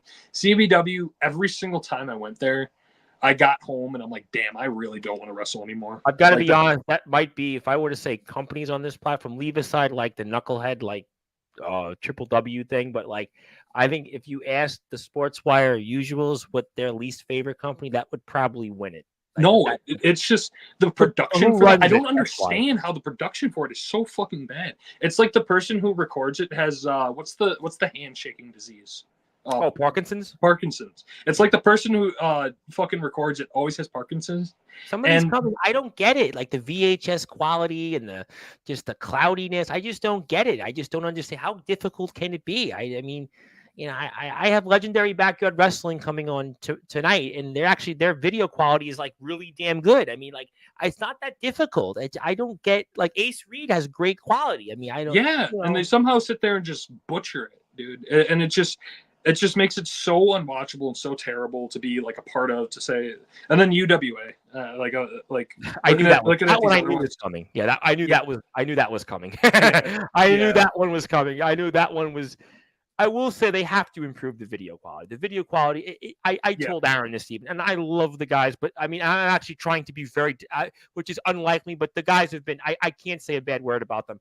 I really won't, but I will say the video quality is not very good there. It's just not. And then I'll also additionally throw any of the company, because like, I'm not necessarily going to say these matches are bad, right? But I will say anything that I pre-taped a match for in one specific arena, and then it was used for another company as an excuse to like say that I wrestled for them, I'm throwing that in there too. So like VCW, never heard of. BTW, kind of maybe heard of. NGJPW, love the guys, love the company, but like I didn't technically do actual work for them. BYCW, like all of these companies I pre-tape shit for, I don't count anymore because it's like I didn't really work for them. You know what I mean? Right. So like any of those, I'll throw in there too. You know, like I'm disappointed in other runs, but I wouldn't necessarily say like. Well, I said I was disappointed in your XCW and VTW run. I got to be honest. Yeah. I know Chase was here last week, and he loves you dearly, but I did tell him, I was like, listen, I got to be honest. I watched your match with him. I still was disappointed in the VTW run. I just no, I'm sure Chase will fucking text me and be mad at me, but that match was butt. No, it was good because I wasn't like. Yeah. I wasn't a big fan of how it came out and like what it looked like, and to me that run. I mean, I don't want to spend a dead horse on it. It's already been done. I didn't care for it. XCW was what it was. I think to me, TBW, and I'm not saying because people can say, "Oh, he's a TBW homer." No, TBW to me at least they hit the good points. I mean, they promoted you well on the announcing team. I felt the TBW guys, they did right by you. I know it wasn't as good as it should have been, but I think they did right by it. I'm not saying it because, yes, these are guys that are friends. I'm saying it because I watched the products. I wanted to see you do well in XW. I wanted to see you. VTW, I was so pumped for. And I was like, that was really, to me, I don't want to go into it because people want to really talk to you. Yeah. Titan said he was the champion, the useless title. He mentioned it. Wow, he held them both, too. Look at that, dude. Oh, my. I know this match will be the most viewed match in all of backyard and underground wrestling this year. You and Blaze. Yeah, he might be right. He might be right. Yeah, I mean Blaze can promote himself. He's a big promoter. But this guy's got even a bigger follower, and he thinks he could top it. But he's not in your company, so don't know anything about it. I don't know. Michigan's always open, man.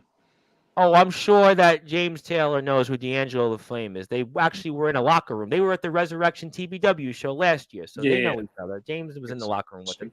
I think it's actually stupid that untrained people are even allowed near a wrestling ring. Yeah, I mean, you got to learn eventually. You know what I mean? Like untrained people are going to get a ring and do it or whatever. But the issue is when they just never evolve. That's the problem. Things though in the ring that to me would be like, I don't know. This is why I'm not a wrestler. D'Angelo James pretty much gave some opening there.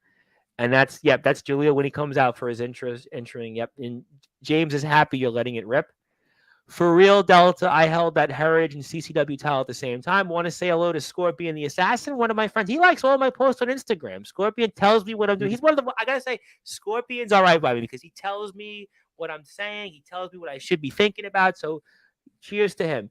People need to stop dropping money on flashing gear and spending it on real pro wrestling training. That was the line that I think Eric Bischoff was knocking like Jimmy Hart for, because Jimmy Hart's deal was he wanted all the wrestlers coming into WCW have like the best gear, but their wrestling skills were like crap. Yeah. If I criticized everyone the same way I criticize myself, they hate me even more than I already do. Well, no. I want to talk about that because go for it. CJ, like, I'm pulling back the curtain a little bit. CJ is the biggest critiquer I've ever seen in my fucking life. We beef with people on the roster that we have right now about how we produce stuff and the quality of like other people's matches in ROEW, because I can promote my stuff as much as I want, but sometimes some people go out there and it's not up to the best standard, you know, and we go back and forth on that. But CJ, with the way he critiques, I wish people would listen to him. I wish from the bottom of my heart people would listen to fucking CJ Black's critiques, because he can talk out of his ass all he wants about how like this championship, he needs it back, and he's screwed out of this, that, or the other thing. But his wrestling criticisms are better than anybody's I know. No, I gotta be honest. If we're breaking the fourth wall, I know he's going to say, oh, well, you speak to everybody. You try to listen to him. I do try to listen to what he says. I do. I actually, if he says something, he tells me things, and I try to hear it, because he's got a good mind. His mind is like, he knows things that like most people wouldn't even pick up on. I was highly upset when I heard about Dalton getting seriously hurt. Yeah, we spoke about that when Dalton was here, and Jay Cal was the one who did it. Yep. I know. Yep. And Jay Cal, came here and was in his pajamas on Sportswire, which a lot of people didn't like either. He came here on the show and he was here, Jack, and was in pajamas. Oh, dude, and it goes up there with like top 5 legendary moments of like fucking Silver Wolf trying to smoke in a crowded room with people. And I've given up on Silver. If James had a eulogy, a rant on and then Silver, that one Sportswire where we tuned in and Xavier Thorne was playing like PS4. I think those are probably there's a guy coming on here soon about Xavier Thorne, which I'm sure is going to be get the popcorn ready. I can't say when and what it is, but there'll be somebody in his past that's coming on to basically get the popcorn ready. CJ Black thumbs down. I'm not sure why. To be honest, I don't count any titles outside of TBW anymore that I've won. It's irrelevant to me, to be honest. Scorpion says anyone can hold a title. People can travel anywhere. It's a fair play. I've only recently started watching. Okay. Anyone can travel anywhere. Anyone can hold titles. Not everyone has true talent and puts the time and energy to truly get real pro wrestling training. Videos, but real training. I understand that. I mean, there is a point that, people want to, when I speak to when the British guys come on here, there is a point that people would like to see some training. Everybody's different. I can respect that. I understand where he's coming from. But now I need to watch it. James says you're not missing much. I want to say hello to Sam Reeves. Sam, I think I have coverage with you coming up soon with Mr. Anthony Arias. You might want to stay tuned for that. That's exactly why I won't travel to companies with the ring. I'm not trained, so what's the point? The risk of getting hurt for zero pay isn't worth it at all. That's what some people believe, Well, that comes down to you with a critical call, because it's like you can tune into places like ROEW and you can see that we have an excellent idea of what ring training is supposed to look like, even though we're underground and backyard. You know what I mean? Because I've luckily had actual pro wrestling training, but CJ Black he's never had pro wrestling training, and he teaches me things sometimes. Like, isn't insane as that sounds? But I know, like crazy. The quality call of saying like, oh, UWA has a ring. Don't you can just tell by how people wrestle. Yeah, and the Dalton thing, I was even watching the Chase Sullivan ET match. Oh, that Barnett. I watched even the CJ match they had with Sammy Slade and Dalton, and unfortunately, look, and again, I know I don't have the same eye as you, but I always go and say like my logic, and I think I know enough about wrestling to say, Well, that's the difference, right? Like you went and watched me and JX 4 times, right? I watched it 4 times. I believed in it because you understand, like, even because you've watched enough at this point that you understand. Omen and Soldier, I might watch almost as much because everyone knows there's a certain relationship that I might have with Titan, Omen, Soldier, James. But leave it aside. I watched your match 4 times. Yeah, I watched. Yeah, and it's because you're getting to a point where you kind of understand some things, but you've never done like the how-to on like what wrestling is, and not necessarily that you need to know that. But I'm just like, my biggest point from tonight, outside of like the stuff promoting ROEW, is I hope that people in this All Wrestling Matters like group, everybody that comes onto Sportswire, everybody here that hears this retroactively, everyone that's going to attend Summer Bash, because I know that's going to be a massive deal for this community. Sure. I don't care that you guys are untrained. I don't care that you guys are running like fake indie promotions like in the building. I support the fact that you guys are trying to, like, you have enough love for wrestling. I think Andrew Lovelace is there. He's trained. You have a couple of guys. He's an indie wrestler. You have a couple of guys, I think, on the bill that'll be there. I'm not saying everybody. But I'm saying the majority. Okay. Continue to evolve. That's all I ask of you. I'm not asking you to sit here and drop $2,000 like I did for pro training, right? I'm not James sitting. talks about it all the time. He got ripped off. I mean, there's a point to that. I understand where you're coming from. Yeah, like, I'm not asking you to sit here and like go get professionally trained so you can wrestle in a backyard like with a bunch of idiots like I do, right? But all I ask of you is that if you're going to be a part of this community, really look at your stuff. Really understand like what separates a match of like JX and Jack Delta from a Chase Sullivan or a Fletch or like any of these. Like, claims to about 6 years on the Indies, and I watched him in the Extreme King, and I'm like, you really have 6 years in the Indies? I mean, I hate to say it, but like, he's really I watch his work, and I'm like, you really indie trained?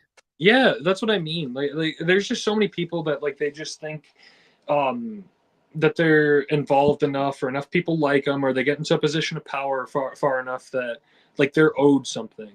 they're owed like a participation trophy or just like a certain amount of respect for being a part of this community.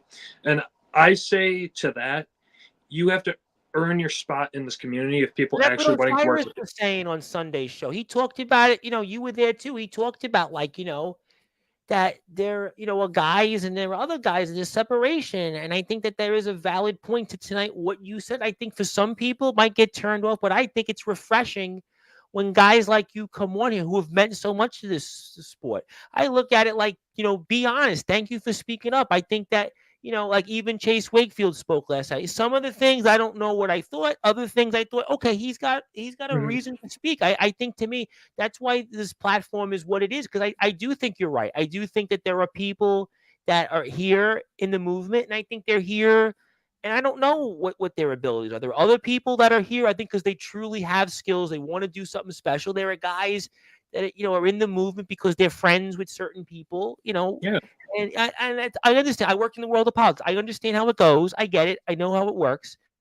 But there are people like you. If you speak, you have a very powerful pulpit. And I think tonight we're here 2:00 in the morning, and like 30 people are watching right now because they know what you mean. They know. Listen, I say it all the time. You and Ledger, to me, are the two most important in the backyard of the underground to have come on this platform because of the magnitude of what you guys have accomplished. And I think that's why it speaks volumes that people are here. Is that an MEBW title in the background?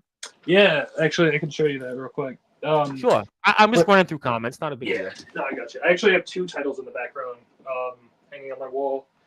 I've got this one's all busted up, but I've got this is the old MEBW All American. I see All American. Yep. Yeah, and this was our this was our main mid card title. This was kind of our workhorse, like proving ground title.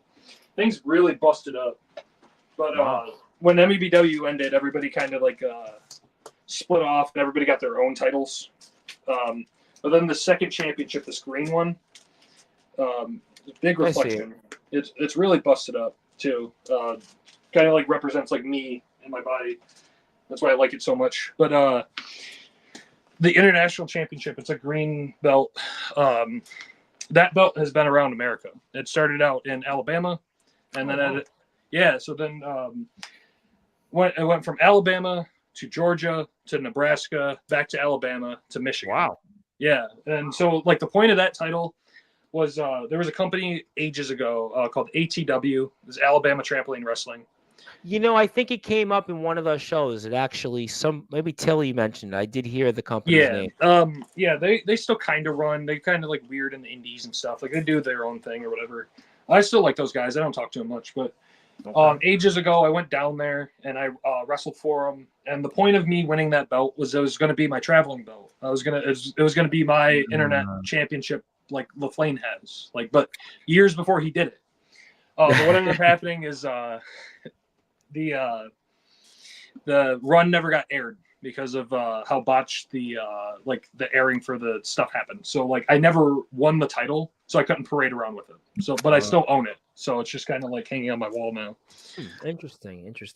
Well, in my opinion, I think it's time for people to come to you, Delta. They say it's lonely at the top. No, it is. Aaron Blaze has come to face you. You didn't go to him, and there might be more. Look at how many people. Yeah, it was 8 people tonight that called and said I want to wrestle in ROEW, and I think that speaks volumes. For the first time, it was different. ROEW tonight to me was different. It's obviously ROEW day on Sportswire Radio, and I just think it's so different tonight. Tonight felt like ROEW to me. I think ROEW legitimately now, in terms of the engagements, is right up there with a lot of these companies. I think tonight felt different. Tonight definitely. Yeah, and that's the thing too is you have to realize in terms of a fan base and how long ROEW's been around and for how infrequently they posted for a while, how much engagement and how many times you hear ROEW now. It's the place to be. I mention it all the time on Sportswire. I mean, I always try to mention. I try to work everybody in, but I always work in ROEW. We got that in there. I think I may know who this is, but I'm going to say no comment. Watching UWA is always very nerve-wracking. Their bumps, their moves always look like they're inches away from a Draws D'Lo Brown incident happening. Yeah, that's the same thing. Who has the best production team? best production team. Yeah. Love ROEW and AWO because they're both very like similar. I think they have like I don't know if those announcers are like brothers or something, but like no, I love both of those. I love VTW. Like I've had yeah, VTW. I will say that their production is fantastic. Yeah, VTW is excellent. Trying to think what else exists. We got TBW. You can't TBW. go wrong with Yeah, TBW is good. I like TBW. Most of the other places are just kind of like weird indie amalgamations now. You know, like IMF's cool, but like they just got like indie ass angles now. Yeah, it's really I don't really care for the product. They just upload the indie matches. They don't really. It's not what it was. So it's really. Yeah, that's why like I didn't know until I went on the Sportswire like podcast that like Jason Storm even won that DKW title because I'm not watching IMF. It was on posted YouTube. yesterday. That's why you didn't. Yeah. I'm actually going to throw one out there. Believe it or not, Legendary Backyard Wrestling has a really good production. I mean, the product I'm sure you'd have an opinion on, but their actual layout is really good. I have to say, believe it or not. Do they do? Because I haven't tuned in to them for a while. Are they still on a trampoline? Yeah, it's CJ Dunning. Yeah, no, and I'm fine with that. Like because there was a company I wrestled for in Michigan a little while ago. It was called TWF. Oh, I think it came up at one of these shows. I definitely TWF. I absolutely love the guys, but their company went to dog shit when they got a ring. I thought they were perfect when they were on the trampoline because they could do moves that were safe, and you know, there's this huge fucking stigma. I know, like, it's hard to watch sometimes, and I know it's like goofy to watch, but I would much rather have people wrestle on a trampoline and be safe and have fun.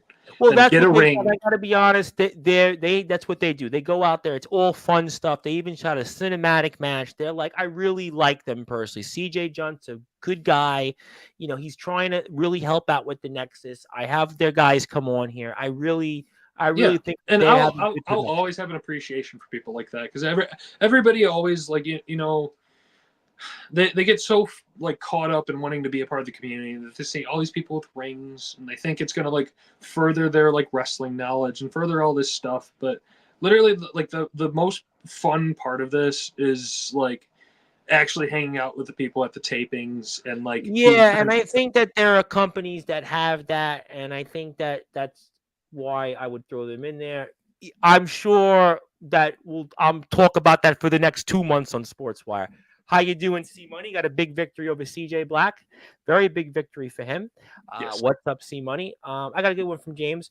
Question: your honest opinion on me as an owner and promoter for all of you. I think you kind of talked about it earlier, but I'm sure. Oh yeah. All right. Here's my response to that, Mr. Taylor. Please go like an hour and a half back and see my impression of you.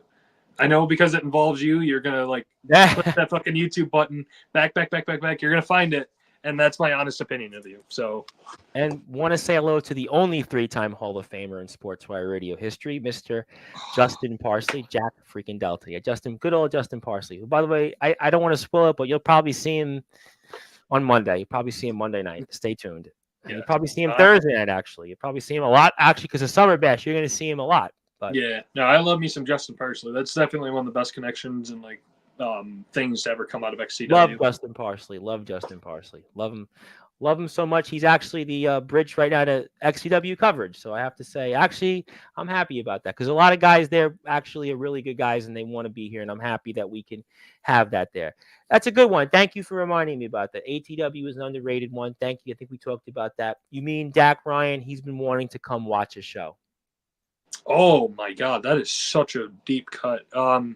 Yeah, Dak Ryan is such an old head name for like my community. I love Dak Ryan. I actually had a 3-4 hour phone call conversation with catching up, and he used to be a big fucking deal in the community. But I've had a lot of the old GBWYN guys reaching out to me. So I mean, you know, if somebody wants to connect me, I'll bring anybody on Sports because I have some of the old GBWYN guys coming on. So if there's anybody that thinks that it would be worthwhile for me to speak to anybody, let me know. I mean, drop me a line. Yeah, that'd actually be an interesting one. I'd be curious because he went the indie route, so a lot of the like backyard stuff is off of YouTube because it's like it's so hard to like try to like promote something like that. But he,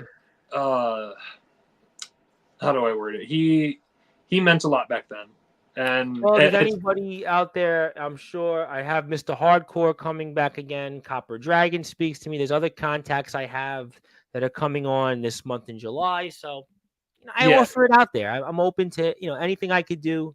I would certainly do that. And yeah, I mean, I think there's a lot of value. Copper Dragon always says that trampoline. There's a lot of value in trampoline wrestling. Copper Dragon always says it, that there's a value in trampoline wrestling, and I think that if guys are having a good time, I don't think that people should go out and knock it. I think there's a lot of good things to offer, and people are just having a good time.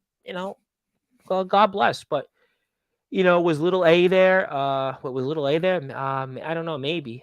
But I got to give you something before I get to a few final thoughts. I want to finally give this to you, because I have not got a chance to the entire evening, and I want this because it's been a very special day for you and this company. And this is officially your match going into the Sportswire Radio Hall of Fame. So I want to give this to you. I'll give this to management as well, but this is the first match that's officially going into the Sportswire Radio Hall of Fame, and I wanted it to be special. I think it's the right time. Like I said, I watched the match 4 times, and I think it's been a great day. It's been a great week for ROEW, and I wanted it to be a little special. And I'd obviously like to give this to you. I'd like to give it to JX and the management. And I want you to have this as a token of appreciation for, all that you've done for us, all that you've done in the ring. And I believe that this is, to me, to have this is the first one to be inducted into the Hall of Fame. I think it's, to me, very well deserved, and everything you've done in this sport. I know you talked a lot about tonight about the journey and all the stuff you've went through, and I can't imagine what you've gone through. I appreciate all that you've done for us, and the blood, sweat, and tears, and going out there and trying to make a difference for people. But I do, despite some of the things you might have heard said tonight, the fact that I try 80% of the time to honor everybody in the yard and the underground, yourself certainly included. And I want you to be the first one to have this. And I really believe that, this is important. And I believe what you've done for this community. I truly believe, without even knowing it, you did create a movement. You were the only one really to go out there and travel the way you've done in modern history. You even did that during a worldwide pandemic. And I think that this match in the magnitude, I think in a lot of ways, this is the match that's going to put ROEW going to where it's going to hit the big numbers. I know CJ and you had the 7-star match, but I think this is the match. And I think what's ahead in ROEW, based on what you said tonight, where you are, I think this match is going to mean a lot more than maybe the outcome of the match was. And I think this is why the match should be the first one to be inducted into the Sportswire Radio Hall of Fame. And that's why it's chapter 1 of many, many to come. No, and I do want to say I appreciate every time that I come on the Sportswire, because I know it's infrequent. No, but it's worth it, because you know what? I'll be honest. It's good you do it that way, because, again, I love certain guys, but they're here every time. People know Omen's going to be here. People know Soldier's going to be here. Justin's going to be here. People know that Anthony's going to be here. People know that Mac 10's going to be here. People know that James is going to be here. People know that certain people, Craven Rage is going to be here. People know that Sean Jovi, not as much, but there's certain guys. Yeah, there's a Brady Bunch of people that come on, and it shows in the picture.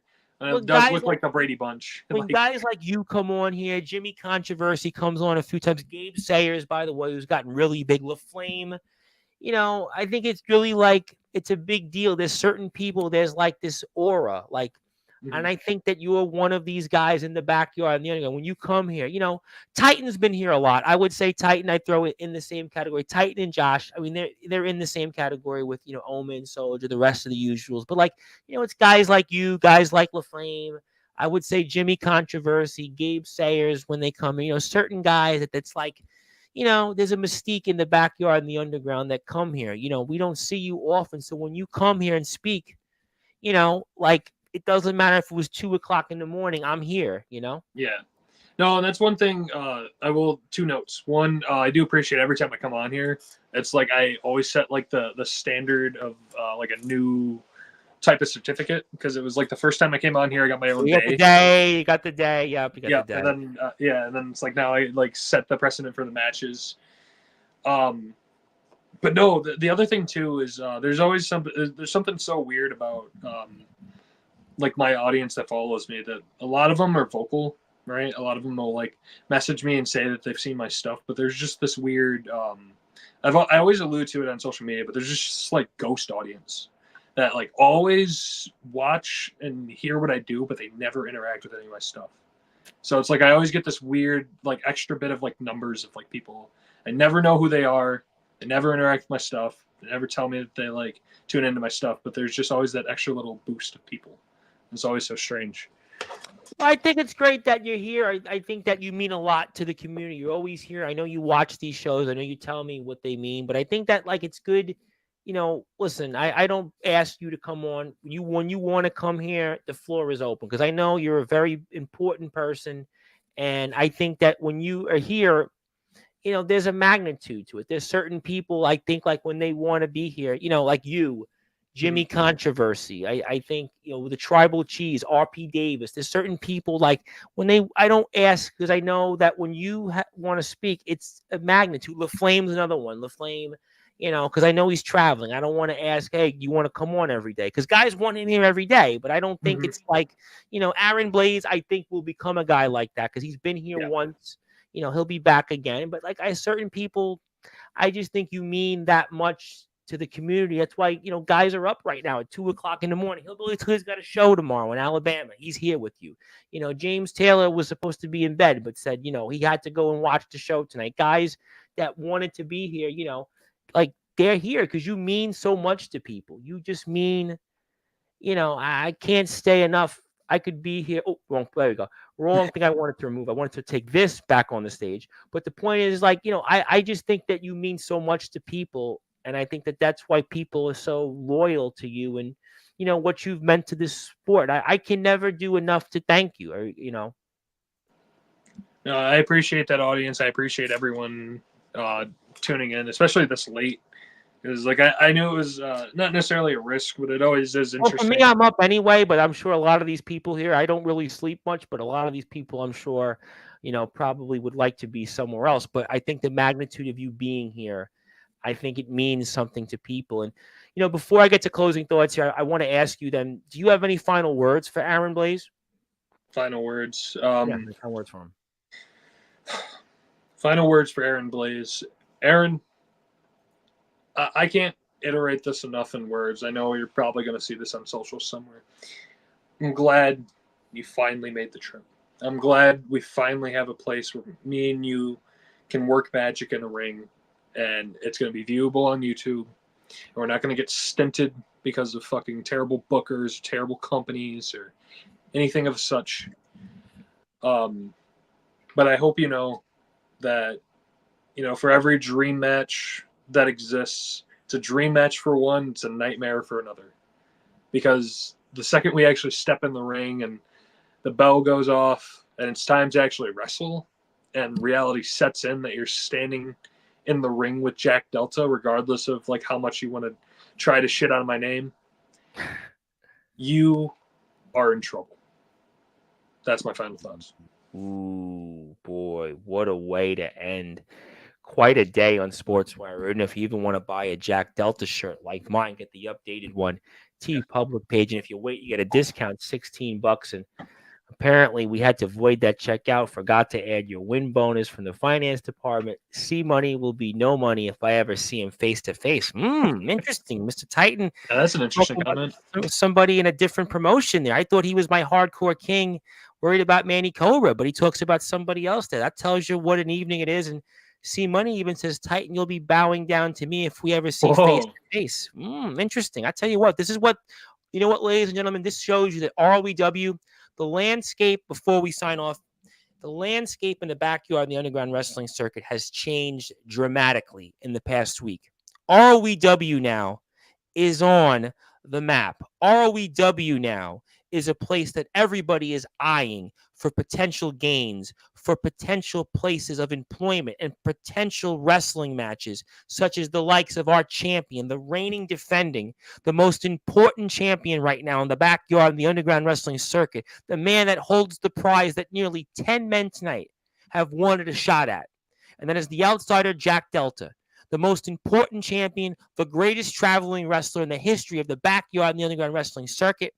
He will be back on ROEW TV, ROEW Backyard Wrestling, and he'll be there in a good guy gossip with the number one contender, the headline, Aaron Blaze, who made maybe his first impact that actually mattered in his career this past Tuesday. You can see what happened. If you didn't see it here, you can check that footage out on the ROEW Backyard Wrestling YouTube page. If you'd like to follow ROEW one more time, I've got links here.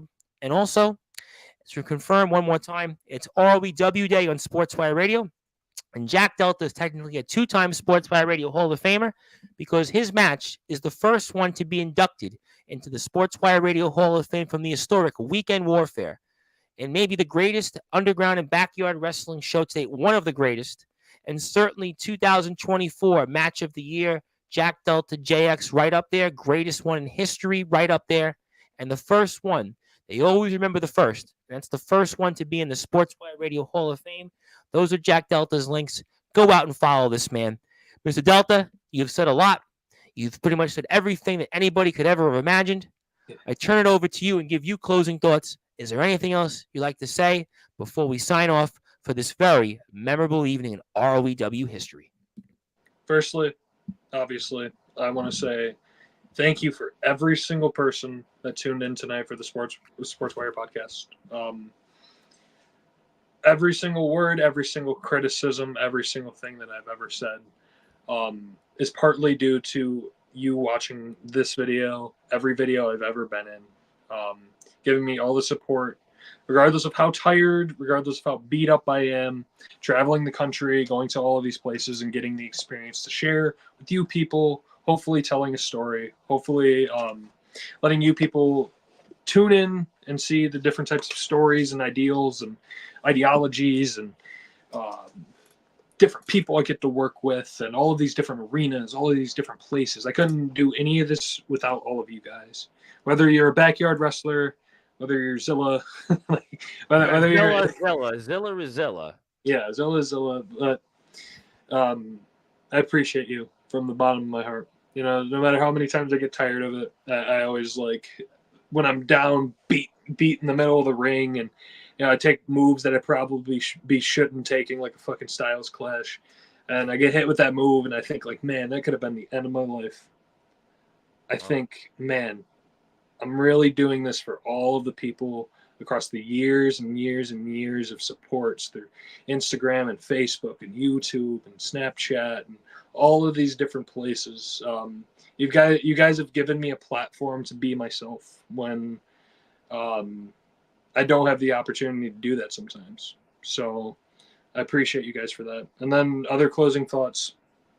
I mentioned it multiple times tonight that JX is chapter 1. Aaron Blaze is chapter 2. And it would be a pretty shitty book if it ended on chapter 2.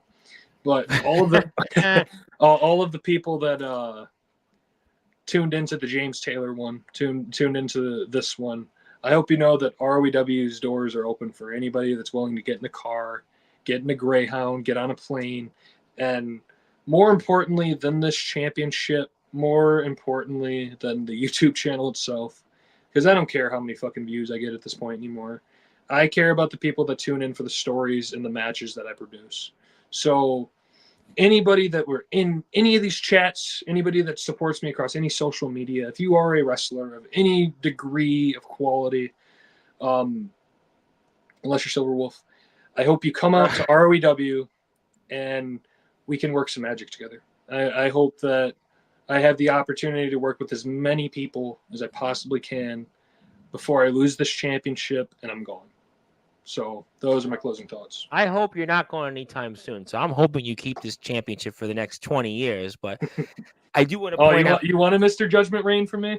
I would like a run that was similar to you and Ledger. Yeah, I mean, because I think you would be a better champion to see than Judgment holding the title. Because I think Judgment, I think he wrestles the same people he wrestles in the same promotions. But I'm sure I'm going to get shot again for that. But that's my opinion on it. I think it's all It's all the same cycle. But I do want to move on to a positive note. ROEW has gained 3 more subscribers since I last put this up on the page. That tells you that tonight was a big night. 7 subscribers alone, I think, since you came on. So a lot of new subscribers from ROEW. So this was definitely a great day. I'm glad that people that came here tonight actually hit the sub button for ROEW. So if you're out there for the first time, continue to support them. You want to support us. I'm at Sportswire Radio 6579, but most importantly, support the guys. They're killing it out there.